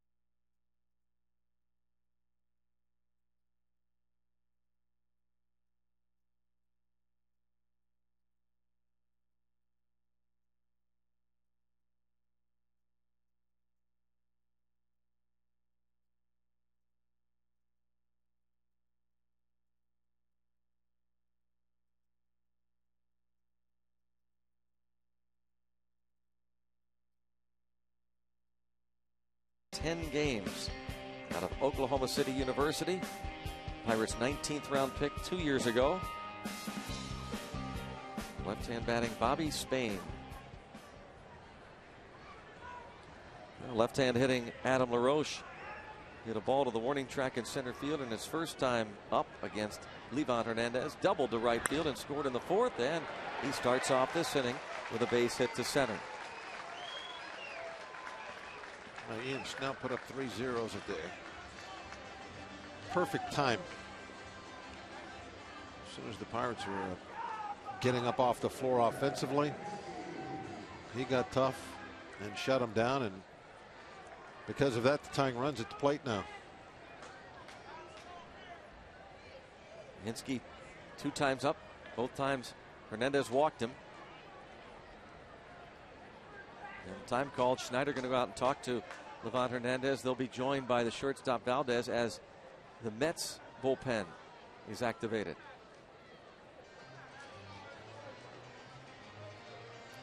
We're talking about the late inning guys, Putz and Rodriguez, and that's one of the reasons why our Firestone leaders in ERA, the Mets, are third in the league. 381. That bullpen has helped out a great deal. And that's really the difference between these two teams. You look at them statistically, the Pirates and the Mets, for the most part, pretty evenly matched. The Pirate bullpen kind of came apart in the month of May.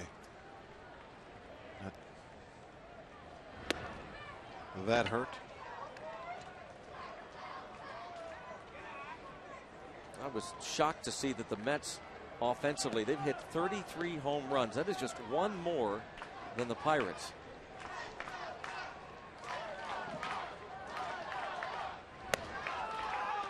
Well, they've had a lot of injuries, Greg, and that new ballpark of theirs is playing like the Grand Canyon. That just amazed me.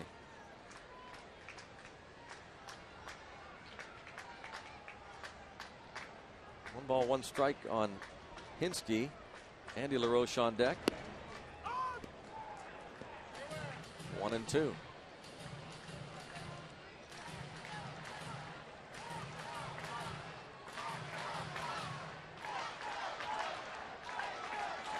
Nice big hole on that right side for Hinske to hook a ball through.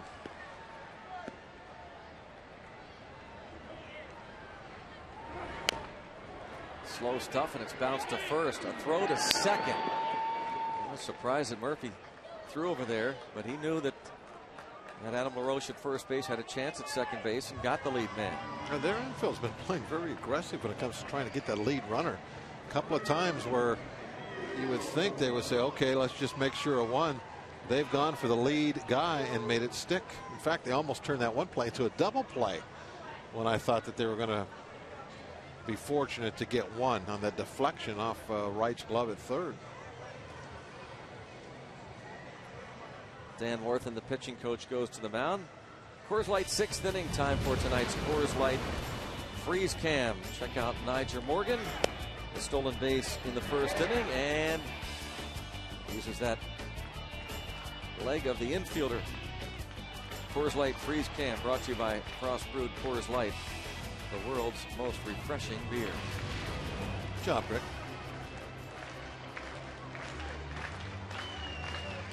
Snell talking to Nyjer Morgan. There's the anchor. Yep.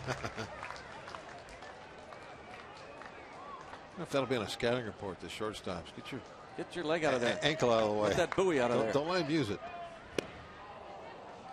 Andy LaRoche has hit into a double play and tripled in a pair. Just banged one hard in that right center field gap. Don't pull, Andy. Think middle of the field. Gap to gap. Oh. There's that big slow jump. Was that 64? You know, they show this on the scoreboard, and I don't know which one on the auxiliary boards. One said 59, one said 64. Well, so it's slow. Just pick whatever you want. Yeah, I'll say 59. It looks slow. This is his 98th pitch coming up.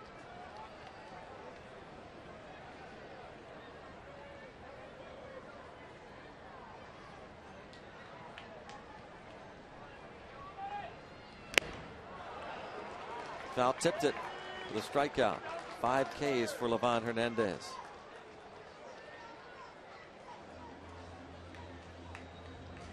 Take a look at it again. The strike 3 pitch. Mid 80s, maybe 86 at best, but it gets you all geared up for the slow stuff, and then he puts the pitch in a good location, letter high inside, and you can't catch it. Can't catch up to it.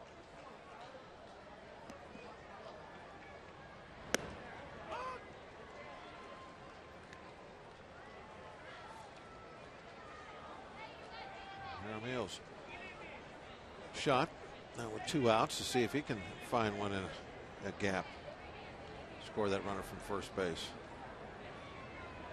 Be selective until you get to 2 strikes. You want something you can drive hard, not just get a single.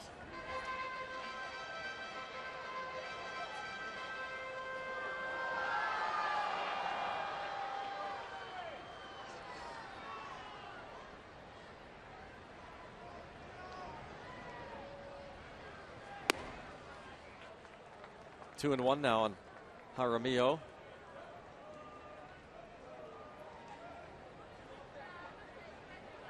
Pirates scored 3 in the 4th. And after the Mets had taken a 5-0 lead.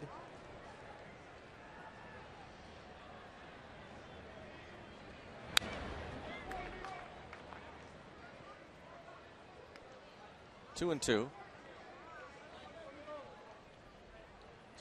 What do you think the scouting report for Jaramillo now is to take away the left field line as a left-handed hitter? Look at that. That's like a right-handed pull hitter. Yeah, maybe 60 feet off the line out in left field. That's pretty amazing. And he lines it to right field. Plugging away.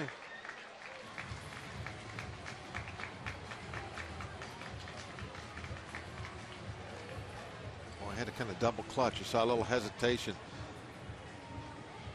Had to wait on it a little bit. It was that slow curveball. It kind of freezes the hips and resets his swing. That's going to be it for Hernandez. Jerry Manuel will get the baseball from him, and he'll go to that bullpen. He gets 5 2/3 innings out of Livan Hernandez. Columbia Gas, 8-1-1 call to the pen.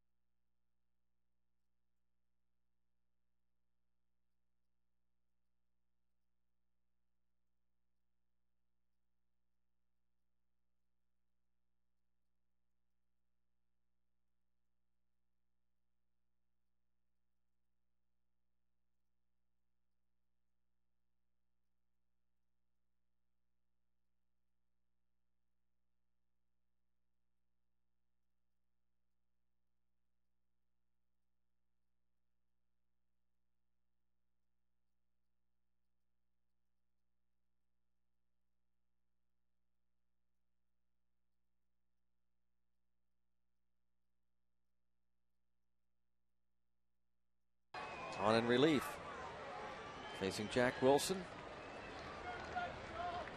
2 on and 2 outs. Strike one. Parnell earned his first major league win May the 8th against the Bucks with a scoreless inning of work. Jack Yeah, the last out he made, second at bat, he hit one pretty darn good down that line that was caught right in front of the fence. I think that got the attention of Jerry Manuel, and he did not want Jack to have another at bat with 2 runners on base against Hernandez.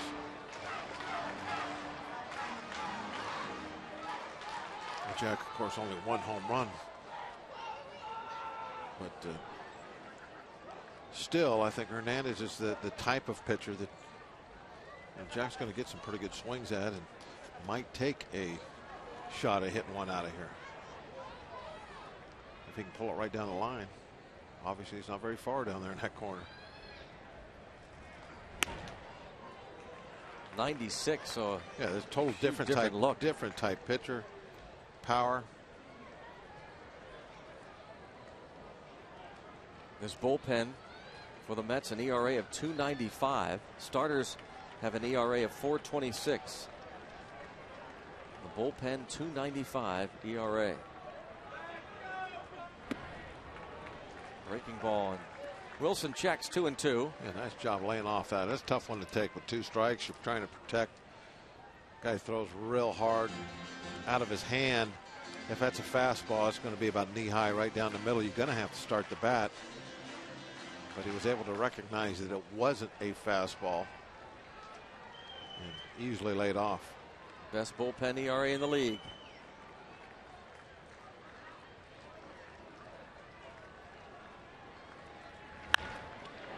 Just got a piece of it, and it'll be a base hit. Jack Wilson's second infield hit. The ball off the pitcher's glove both times. Yeah, if he doesn't touch it, I think it's probably going to be an out. I think Castillo would be able to make a play on it. But your first reaction is to try and catch everything you can. He reaches down and just slows it down.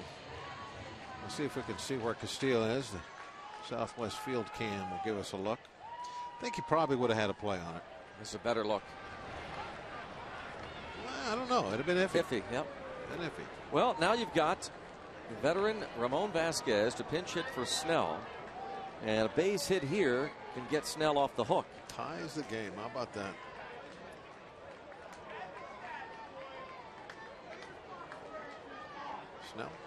Snell could actually get a W here. I mean, yeah, get 3 in. Get a big hit. Ball 1. Eric Hinsky reached on the force play. Adam LaRoche started this inning with a base hit. Jaramillo singled to right.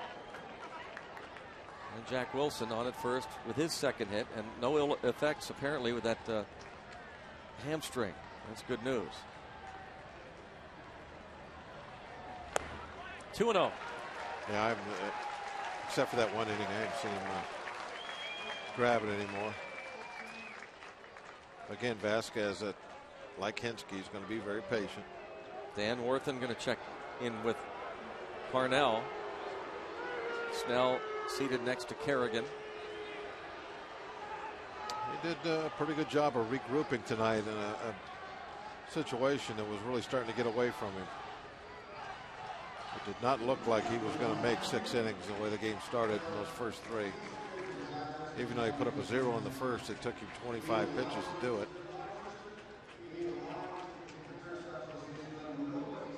So he didn't fall completely apart, kept his head, put a 0 up in the 4th, 5th, and 6th, and now is being rewarded with a chance of getting off the hook with just a base hit. Lefties hitting .345 against Parnell.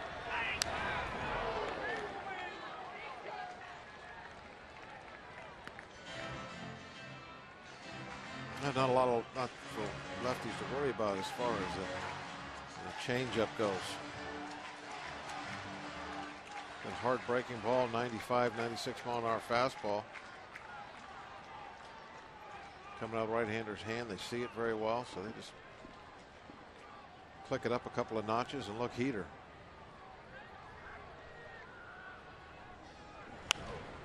Two and two. Ramon Vasquez. 3 for 10 off the bench.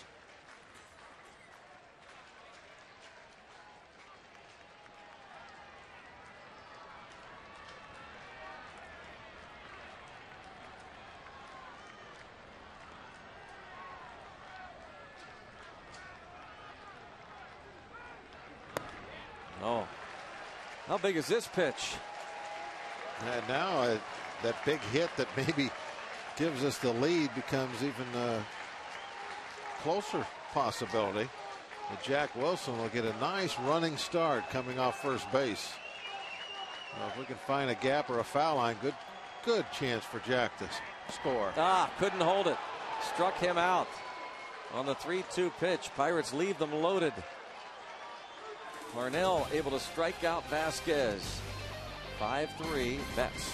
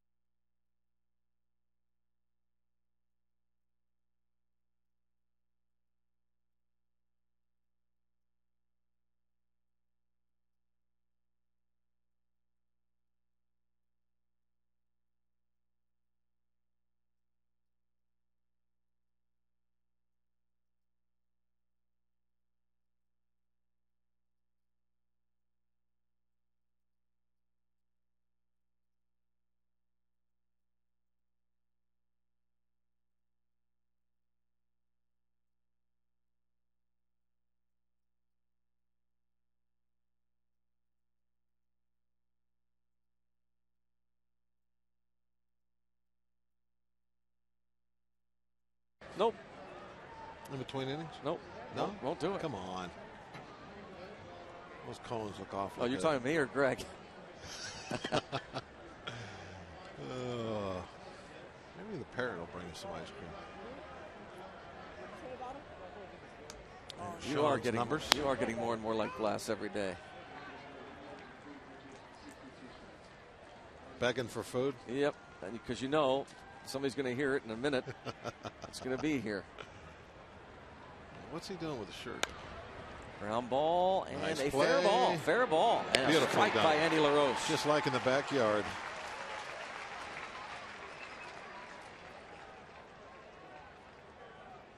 Gets Martinez, who has retired for the first time. Backhand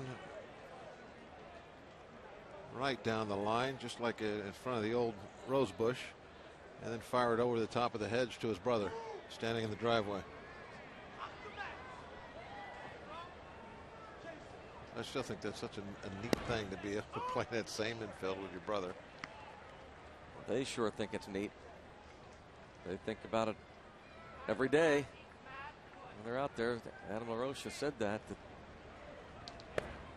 he's thankful for each day they have playing on a big league field together.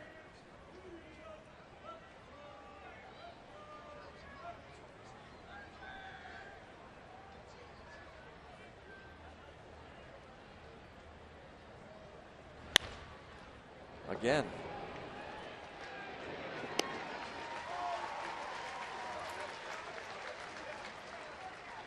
2 up, 2 down. Now a right-hander is up in the bullpen, and John Russell will go to him. I wonder if Andy, like a real slow runner one day, would just like arc one over there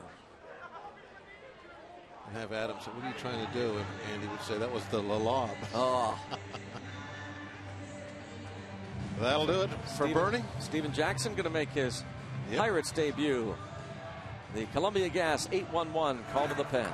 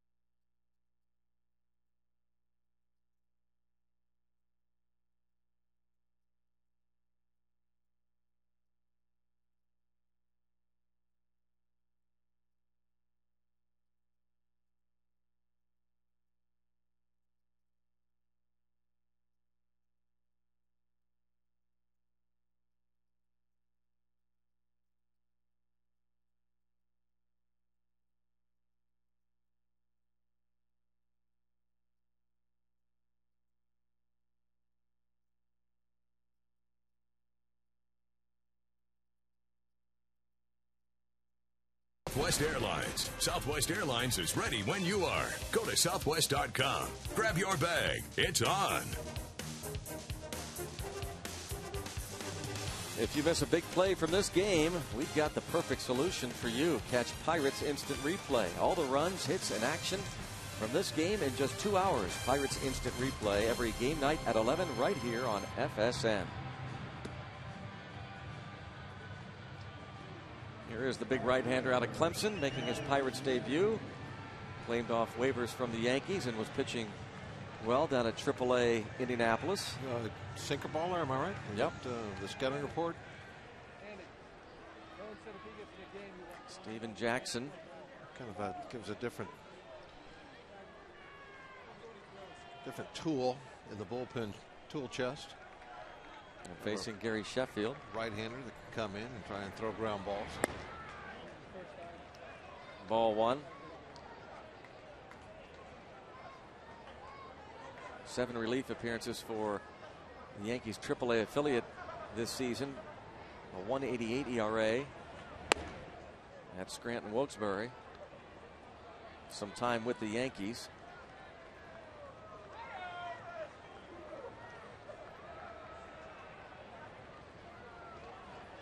(27 years old).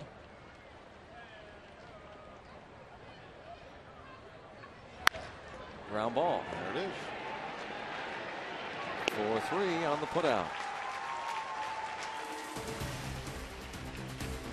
Time for the Levin 7th inning stretch. Brought to you by our friends at Levin Furniture. 5.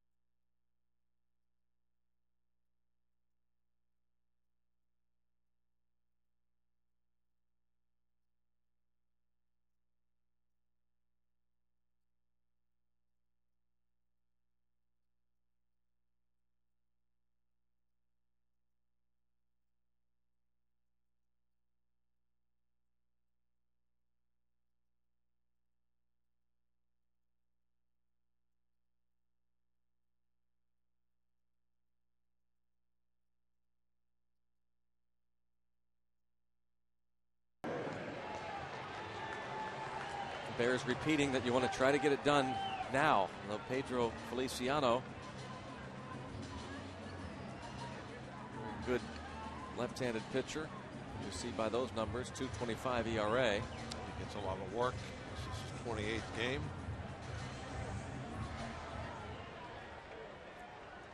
Doesn't give up very many hits. Opposing average 197.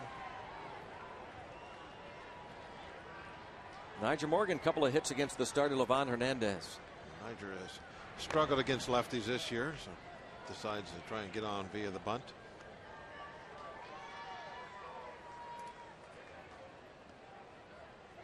And lefties hitting only 130 against Feliciano this season. 6 for 46.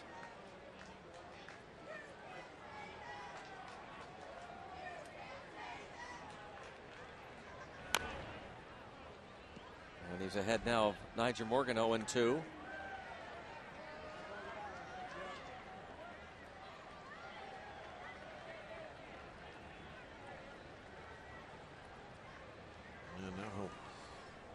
Go to work outside the strike zone. See if he'll get Nyjer to swing at something away.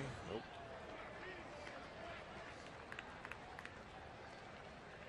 The game of cat and mouse between the pitcher and the hitter really is very predictable as to what is going to happen. The two parties know what the other guy is going to try and do most of the time. It comes down to execution.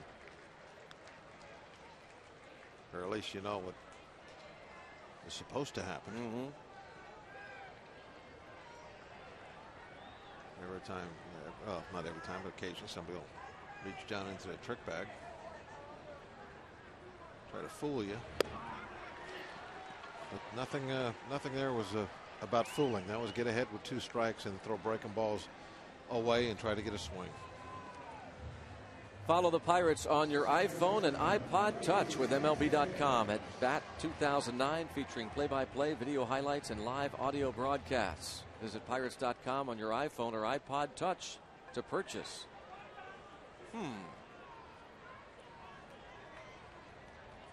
Freddie Sanchez 0 for 3. Bucks down a pair, 1 out in the 7th.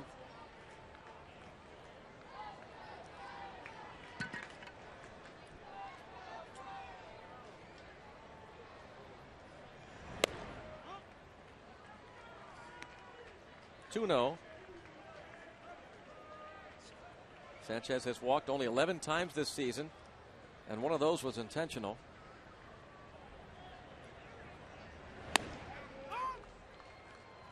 It's important at bat for the Pirates to get Freddie on. You have those 3 left-hand hitters coming up next. You want the right-hander to do some damage. Put a little pressure on Feliciano. Oh, might have got a call there. That ball looked like it could have been a little low. Freddie asking about it. Was it low? Possible. It looked a little better from that view.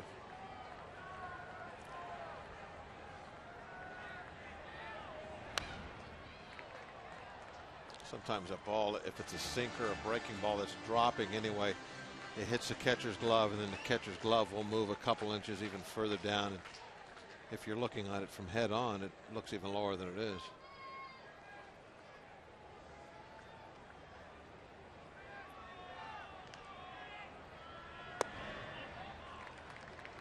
Close, but now 3-2. And Freddie tends to widen the strike zone, swinging a lot of pitches. Is really showing more patience than normal. Almost like he would take a walk. Yeah.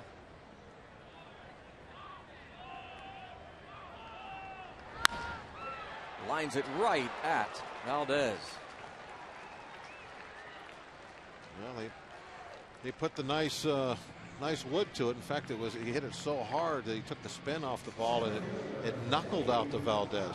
See Valdez showing the second baseman Castillo that it was knuckling on him. When you really center one up, comes off the bat with no spin and goes out there like a Wakefield knuckleball, except with a lot more velocity.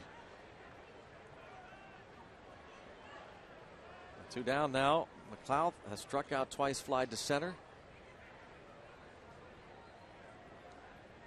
3 career at-bats against Feliciano. McLeod 1 for 3 with a homer and a couple of strikeouts against him. But dang, is it tonight anyway? Not much feel for the strike zone. He has really expanded it to swinging a lot of bad pitches away from him, and then taking some real close ones on the inside corner. Well, no explanation for that one. That was right down the middle. That was a good pitch to hit. And he sure knows it too. That was center of the plate, thigh high.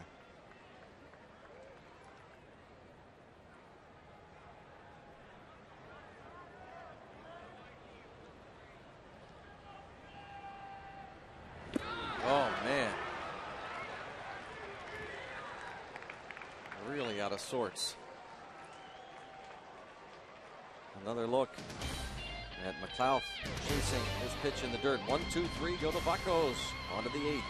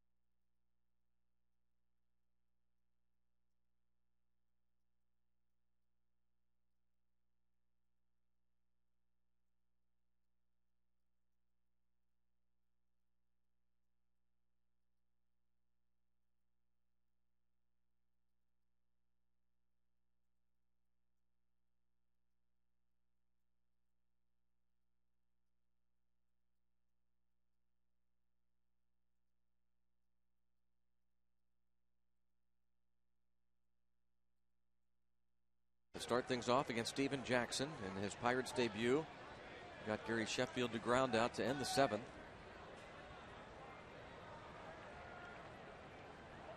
Ian Snell is on the hook for this one. If the Pirates do not rally, he'd fall to 1-7. Got it together by blanking the Mets over his last 3 innings of work. But he gave up 2 in the 2nd and 3 in the 3rd. He walked 5 in his 6 innings of work. Was able to get David Wright in all 3 at bats. Yeah, he made Wright look pretty bad with those hard sliders of his, hard breaking balls. I don't know if it's a curveball or a slider, but he kept chasing it down the way.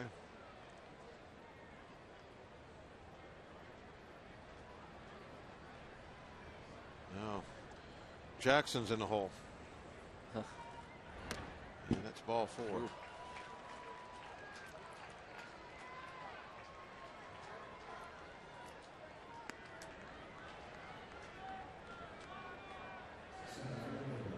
Jeremy Reed, couple of hits and 3 at bats.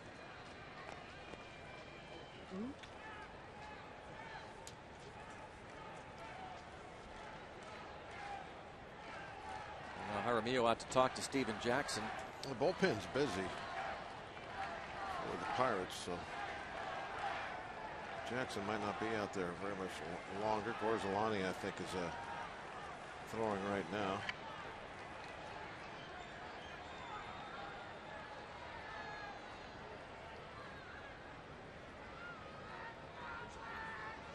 He's a sinker baller. Now he needs an out. He's got one. Jumped on that bunt real well. I was about to say he needs a ground ball, but they were going to play it kind of conservatively. Decided to go with the sacrifice bunt and then didn't get it. Right back to the mound. Don't you think that's kind of a conservative call with a 2-run lead in the bottom of the lineup coming up? Well, yeah, and you had the fact that Reed, left-hand hitter, had 2 hits tonight. I don't understand that sacrifice bunt. Caught me off guard.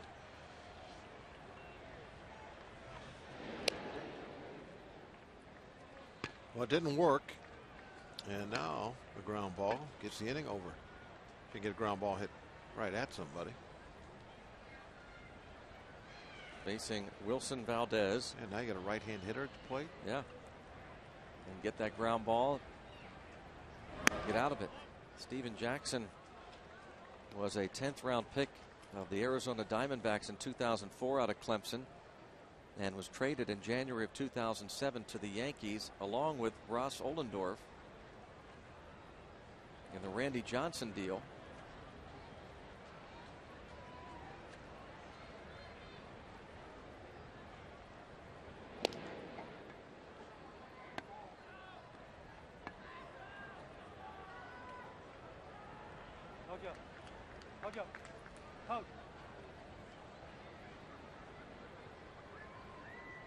One thing you got to look for when you have a sinker baller out there, the opposition likes to start runners to try and stay out of that double play. If there's somebody that is real good, real consistent about keeping the ball down, getting ground balls, but maybe not so much getting a lot of swings and misses, and that hit and run becomes a pretty good weapon. I think the Pirates paying attention to Reed over there, maybe thinking along those lines. And slider, nice spot right on the outside part of the plate. Evens up the count. Everybody looking for signs. Where is Amato signs anyway? I don't think he's playing anymore. We had some big nights here a few years back. I love PNC Park.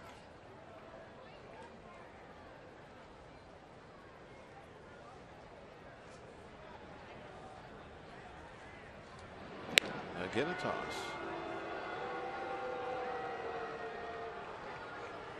And some of the fans are getting a little restless with all the throws over there. But it's not Jackson. I'm sure he's being told to toss those pickoff throws.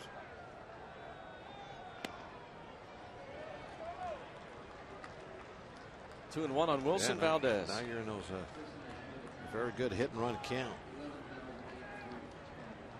Everybody looking at shines for the signs.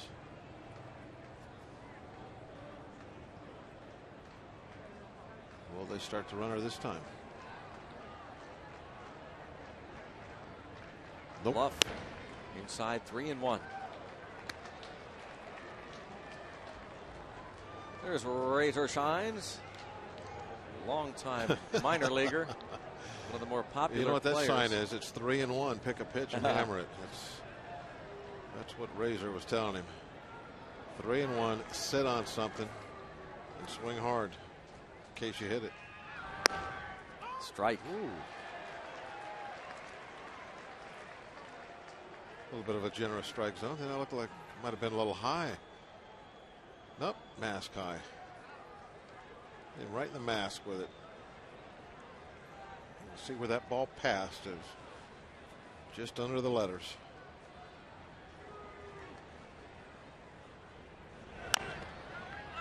Tapper and a fair ball. Runner on at second with 2 outs. Yeah, they started the runner. And it paid off for him.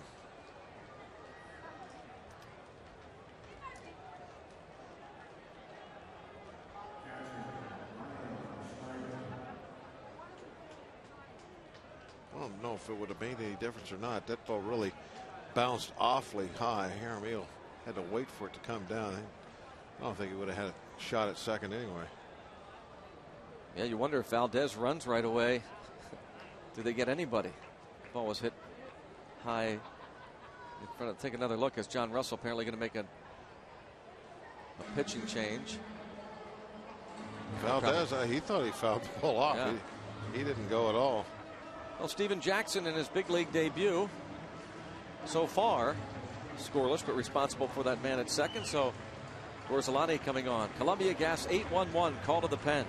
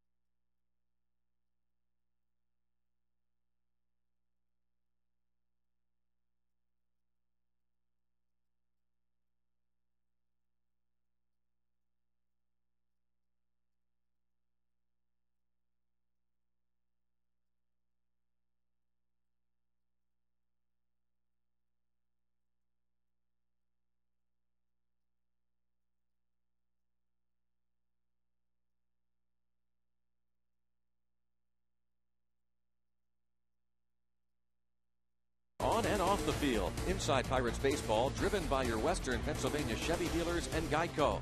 Airs Saturday night at 6 here on FSN. In the dugout, Steven Jackson, seated next to a former teammate in the Yankees system, Jeff Karstens. And Jackson hoping that runner at second doesn't score, and he'll have one scoreless inning under his belt in his major league debut. Ryan Schneider will come to the plate. There's Karstens seated next to Jackson with his jacket on. Joe Kerrigan, who was an advisor in the Yankee system and a pitching coach one time for the Yankees, suggested Steven Jackson, a guy he had known in that system. So far so good, but up to Gorzo to keep that runner from scoring, keep it a 2-run deficit. Ball one on Schneider. Well, since Gorzo's been called back up pitching out of the bullpen, a lot of that velocity has started to come back for him. I think the Pirates have been pleased to see that.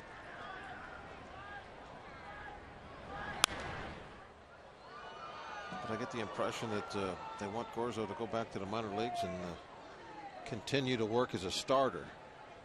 That's their plans for him.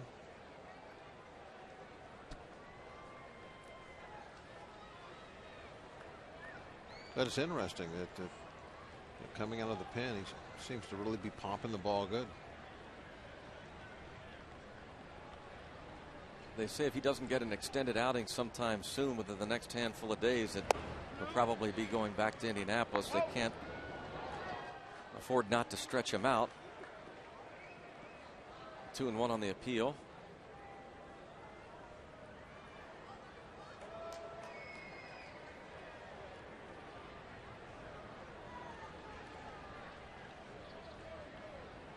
We might see another new reliever join the Pirates within the next week or so.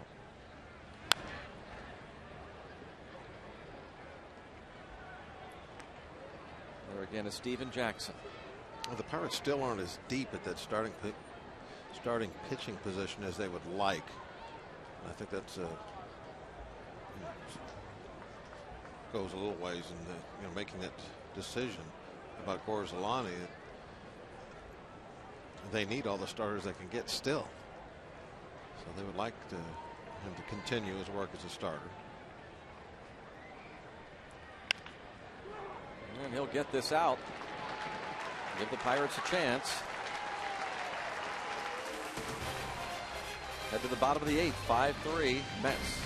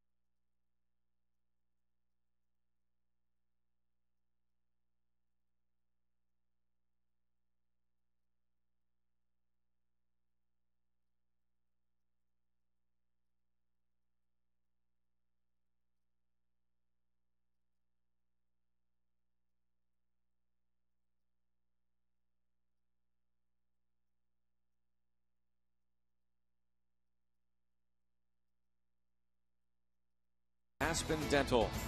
And Steven Jackson, his major league debut tonight. It's a ground ball to end the 7th. Ends up getting an out here on the bunt by Jeremy Reed. He would get Wilson Valdez, and some congrats from Joe Kerrigan. One scoreless inning, his big league debut. Plays that made you smile, brought to you by Aspen Dental. You see Joe tapping his head as he was talking to him. Says, "I like your haircut. I'm gonna get one like that."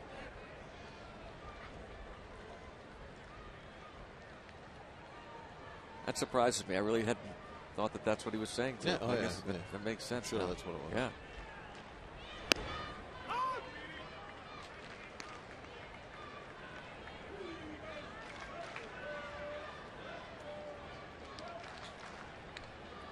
Adam LaRoche has hit the ball hard 3 times, 2 for 3.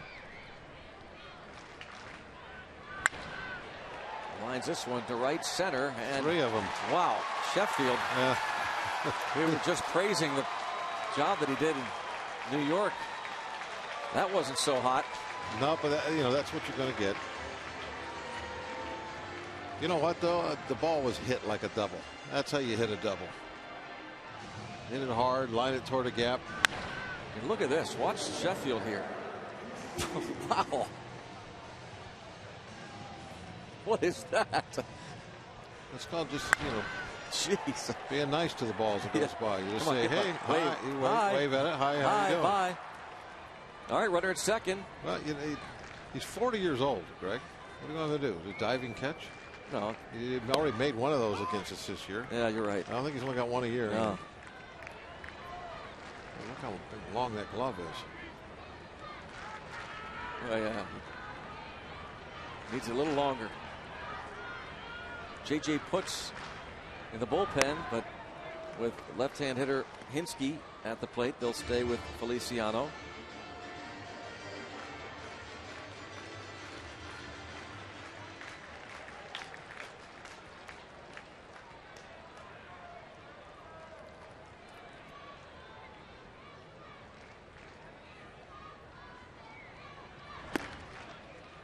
One and two. Adam LaRoche, 3 hits tonight with 2 doubles. Hinsky on base twice. A couple of walks, has scored a run.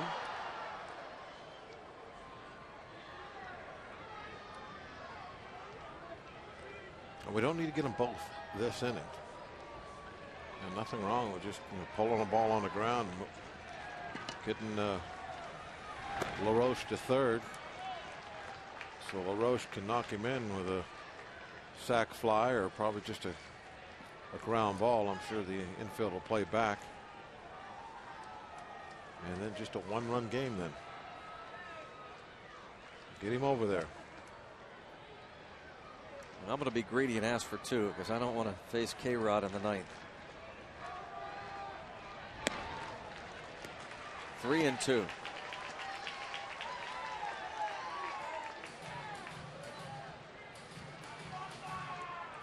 Very manual pacing. Dan Worth and the pitching coach. Manuel will make a move here. He's already up to the top step of the dugout. Yeah, he's ready to go get him.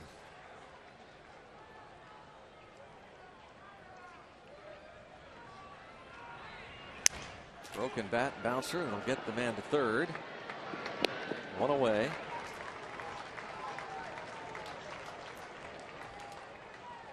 And we will see J.J. Putz face Andy LaRoche. LaRoche will try and cut this lead to 5-4. Columbia Gas 8-1-1. Call to the pen.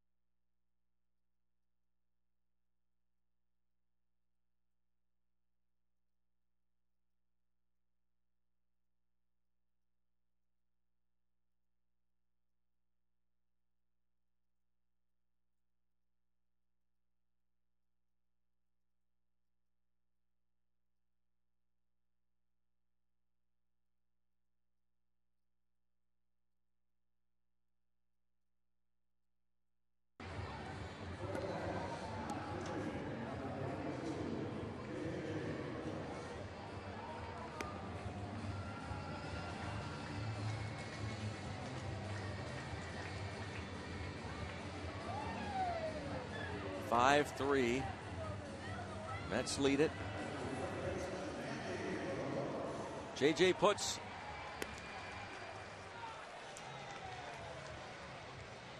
Here's Putz's numbers this year. Okay, the minimum here is absolutely, you want to win this ball game, you have to get the run in from third base now.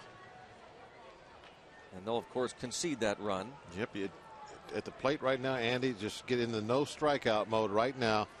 Nice short stroke, middle of the field. Get the ball put in play, get that run home. Beautiful. And he does. Beautiful. And off the glove, and he's safe. got a base hit out of it. Yeah, that's a bonus. There's a bonus. Okay, the minimum out of this, inning is done. So now we will have to try and satisfy the greedy Greg Brown. Sorry. Greedy Greg Brown would like another run. Greedy Greg Brown. One-run game. Second hit of the night for Andy LaRoche. He has 3 ribbies. That run charged to Feliciano. 10 hits for the Bucks. Castillo nice couldn't hold on to it. Nice job of hitting by Adam. Yeah. Oh, is he going to run? Shifty eyes. Yeah. Is he going? They think he might. We'll pay attention to him.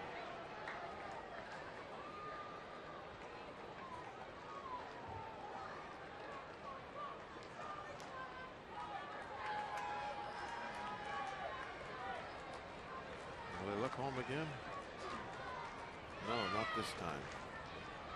Jaramillo at the plate.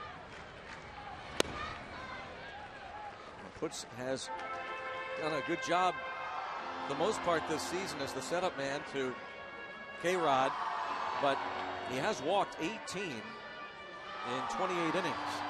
Opposition batting only .214 against him, but 18 free passes.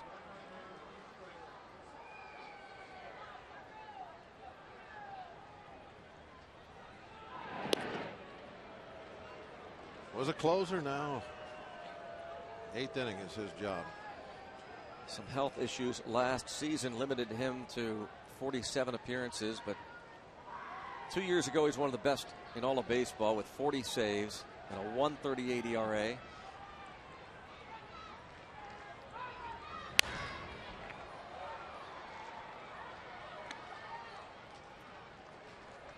J.J. Putz from the Mariners, along with Jeremy Reed, and a minor league pitcher, a 3-team deal. You know, sometimes that bullpen, I think, it's kind of like the bench. You have a tendency like, well, you know, we'll figure it out.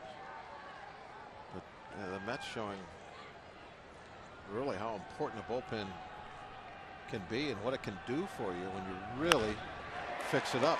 Well, Jaramillo has himself a base hit. First and second. And they put a lot of resources into that pen, obviously, this winter. And with all the injuries that they've had, that it's really the reason. Outstanding bullpen is why they're in first place. Point to one reason why they're 28 and 21 is because of that bullpen. Andy LaRoche has to wait halfway.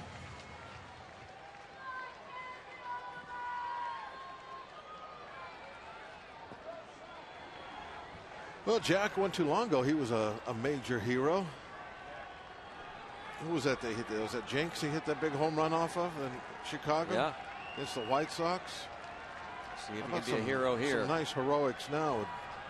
Sweet.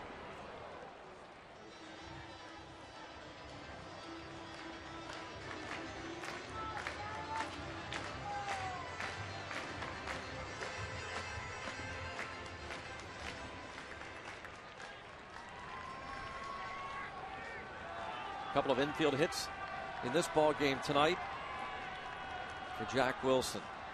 Andy LaRoche, Jason Jaramillo, the runners. 3 hits in the inning, 11 hits in the game for the Bucks.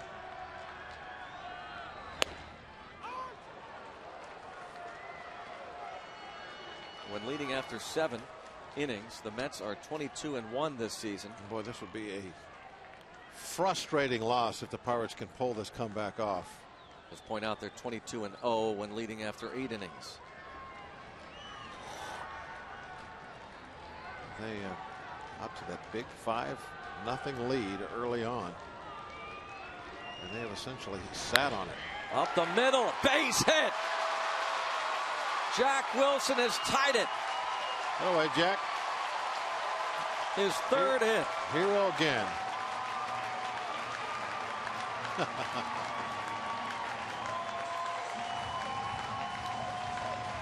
They try to do a whole lot. Just use the middle of the field. Just like LaRoche did. All 3 of his hits right up the middle. And Andy LaRoche scoring the tying run. Yeah, this could be extremely frustrating for the Mets to have to lose this game. When was the last time the Mets even had a base hit, right? They only have 6 hits on the night. Yeah, it was the double by Valdez in the 3rd inning. Game has really turned the corner. Delwyn Young up the middle, a base hit. Now the Pirates will have the lead.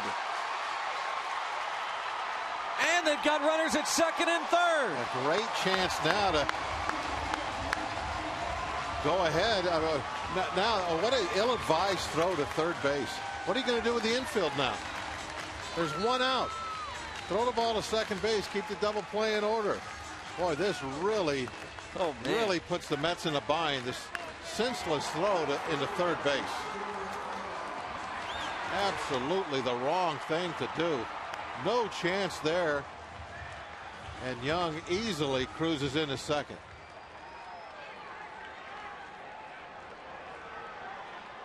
They got to come in now.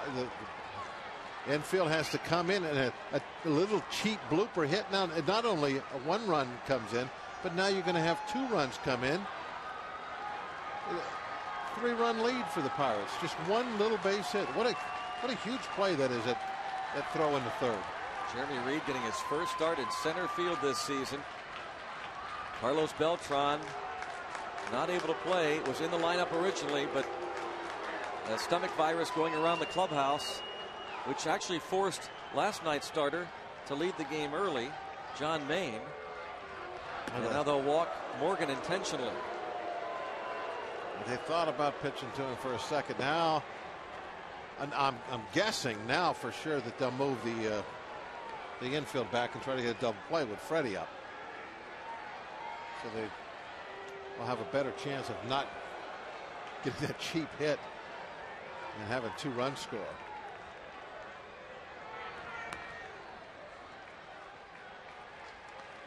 Well, this bullpen has been so efficient for the Mets this season. Jerry Manuel going to go to another reliever right now. He wants Brian Stokes, as Putz has a rare poor outing. He did not retire.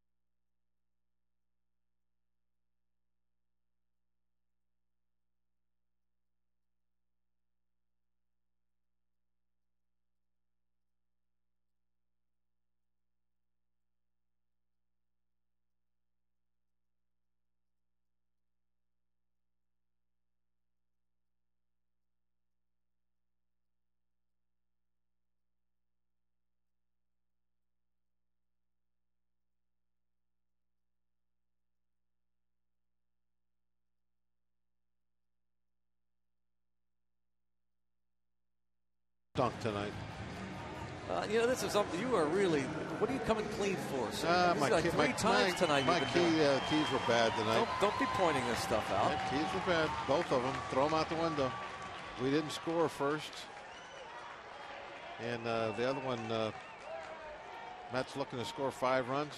Now they got 5 for the loss, hopefully, and we got to win without scoring first, hopefully. Let's see if Sanchez can't make this really a bust out inning. Yeah, I want a little insurance. I'm not like feeling real great. Yeah, but you with the greedy, you wanted something more, and you ask for it, you get it. Well, you know, I just had a feeling, Bob. Yeah, you played a hunch, didn't you? I did. You know, you get those vibes. You're good at that. Pretty amazing how often I get that right, isn't it? Yeah, yeah. Caps up. It's a save situation right now. Wilson. He's loose. He's been throwing for a while. He's just standing out there watching. There we go. Fair ball. Get fair. Field. Foul ball. Just inches foul. That would have been a little frosting on the cake.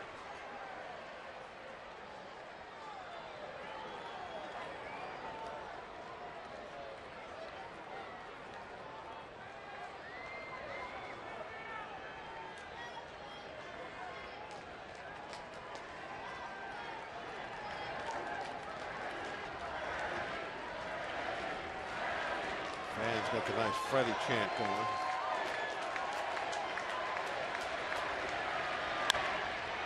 Could be 2. No, it's dropped by the shortstop Valdez, and everybody's safe as Young scrambles back. Pirates take a 7-5 lead. The Met defense doing their pitchers no favors this inning. Ill-advised throw, and now what they wanted, two-hopper right to the shortstop. I mean, he got a nice shoulder-high bounce right there and just muffs it. Base is still loaded. Young will take the wide turn, and Valdez tried to pick him off. Now it's Nate McLouth. You should have went to second with that throw instead of third. You know that Niger's going to overslide. No question. It'll be an error and an RBI for Sanchez, and McLouth trying to make up for a 3-strikeout night. 0 for 4.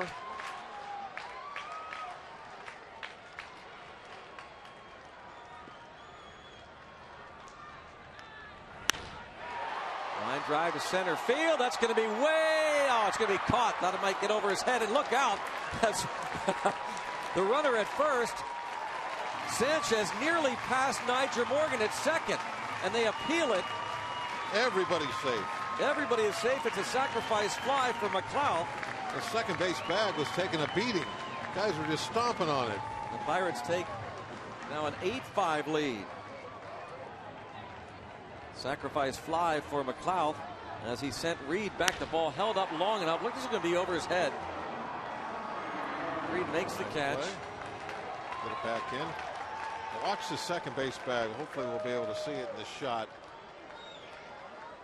They're all going back to second. Freddie's stomping on it. Niger's stomping. Now they both head first slide into their respective bags. You don't see that too often.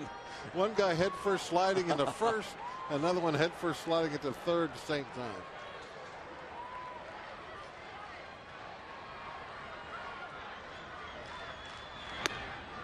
And now it's Adam LaRoche, who started this inning off with a double off the left-hand pitcher, Pedro Feliciano. 5 and 8. That'll hurt that bullpen ERA. I guess maybe not now. There's the error. Yeah. This should do it. 4-3 on the put out. The Pirates send 10 to the plate. And now it is a save situation for Matt Capps. What an inning. 5 spot. LaRoche started it, and the hits just kept on.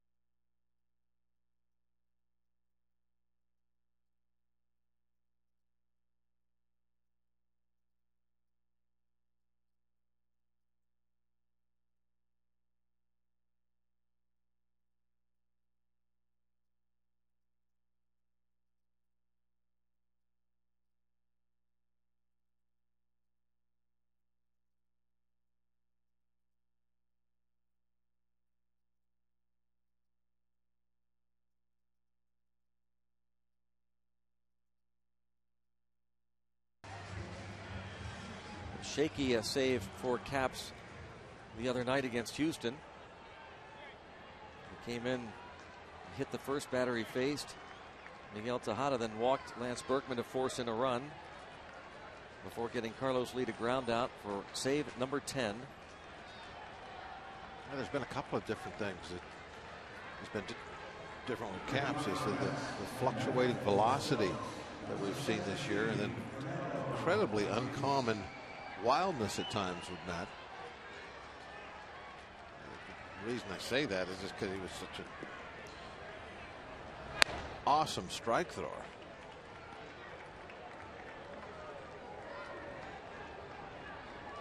And now having these fits of wildness that just seem to come out of nowhere, and you wonder what's going on with him.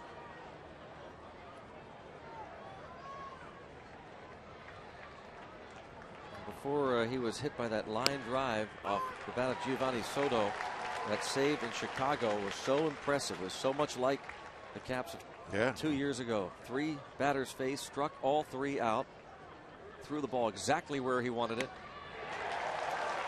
When they're 94. The next time out is when he was hit by that line drive. And incredibly enough, almost miraculous, he was right back on the mound on Saturday.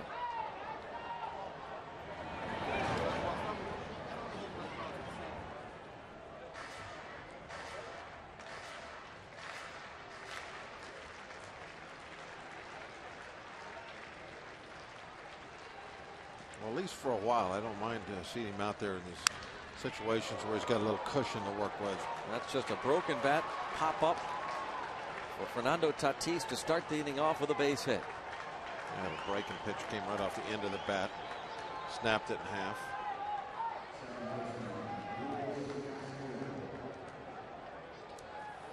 You know, Greg, if I remember right, you can feel free to correct me. You usually do anyway. Never do, never.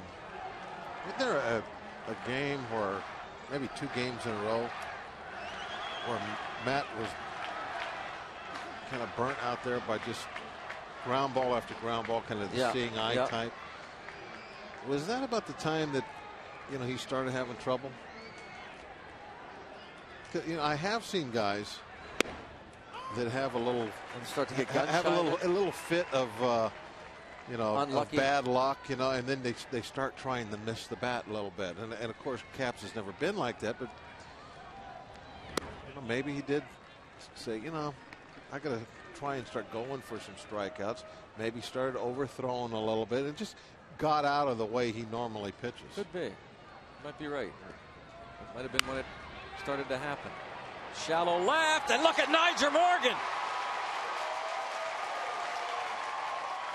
Look at Easy Breezy fly through the air and make an outstanding catch, robbing Castillo of a hit. Well, as they'll do to him at times, they'll come way in and play tight and try to take this away. Castillo, he just a slap it the other way type player. And twice now, Nyjer's come in and taken a cheap hit away from him.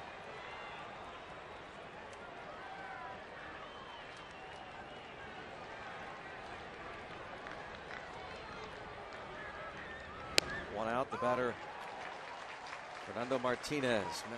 Matt Caps certainly appreciative of that outstanding grab from Nyjer Morgan. A fun player to watch. It is a different looking Pirates team without Morgan in that lineup.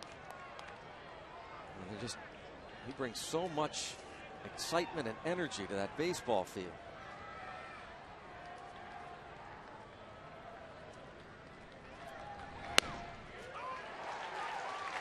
1-2.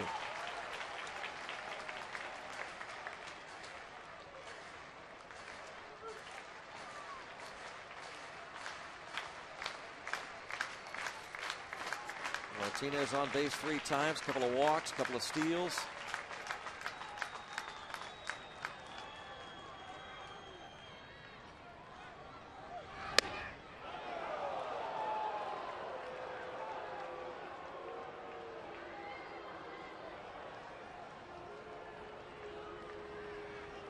Caps looks for his 11th save.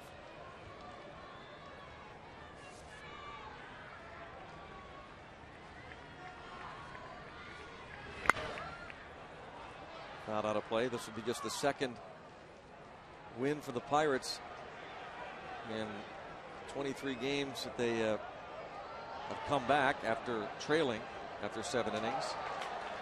That 5 spot in the bottom of the 8th.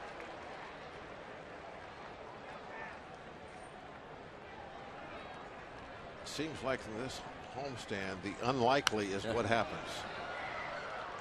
We talked about those matchups, pitching matchups in Houston, and they went exactly opposite about how you would predict. The 2 games that we should have scored a lot of runs, we lost and scored nothing. The middle game where you thought we might get shut down, we came out and won that game with a good offensive effort. And then here in this ball game, we talk about it being a 7-inning game. You can't beat their bullpen, and look what happens. They get the out at second. 6-4, 2 away.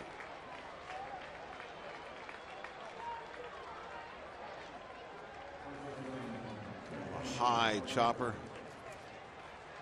Not quite enough time to turn it into a double play. Martinez, I can see why he's one of their prospects. He's got some tools. Yep. Motored down that line. Adam will play behind him, play deep. Last time the Pirates came back from a deficit this large this late, July 12th, here at PNC Park last year against the Cardinals. I remember that wild come from behind win, and I believe ended it with a Jason Michaels home run. 0-1 now on Daniel Murphy.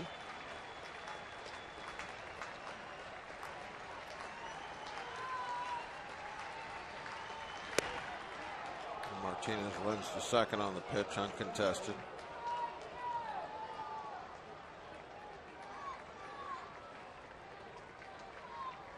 And really kind of a mixed results tonight, I guess you could say, as far as his start. But he's off the hook, won't get a loss. Thanks to the Pirate offense that came back in a big way against the team with the lowest earned run average in the league. The bullpen ERA coming into this game, 2.95. Fans were treated to a nice one. Pirates banging out 13 hits to go along with their 8 runs.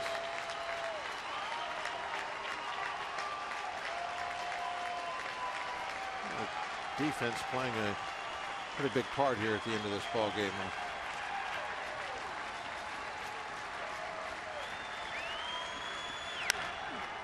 Pop up. Looks like it's heading out of play.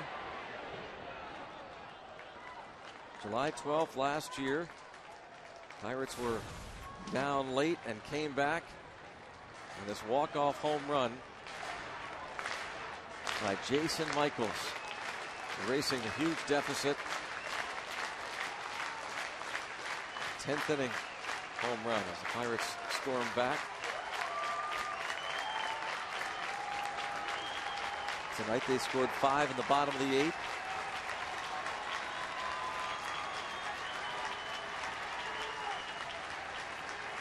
See if Caps can cap it off right here.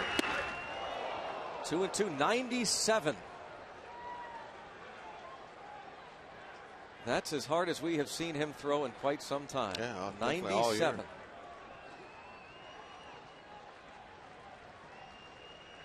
If his sleeves any harder, you could see the seam mark on the back of his elbow.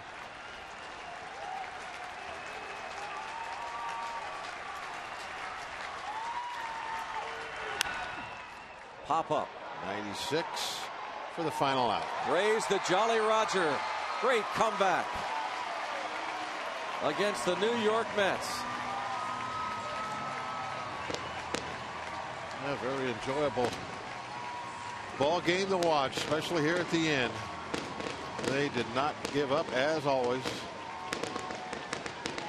Chipped away, and then blew it open against the bullpen.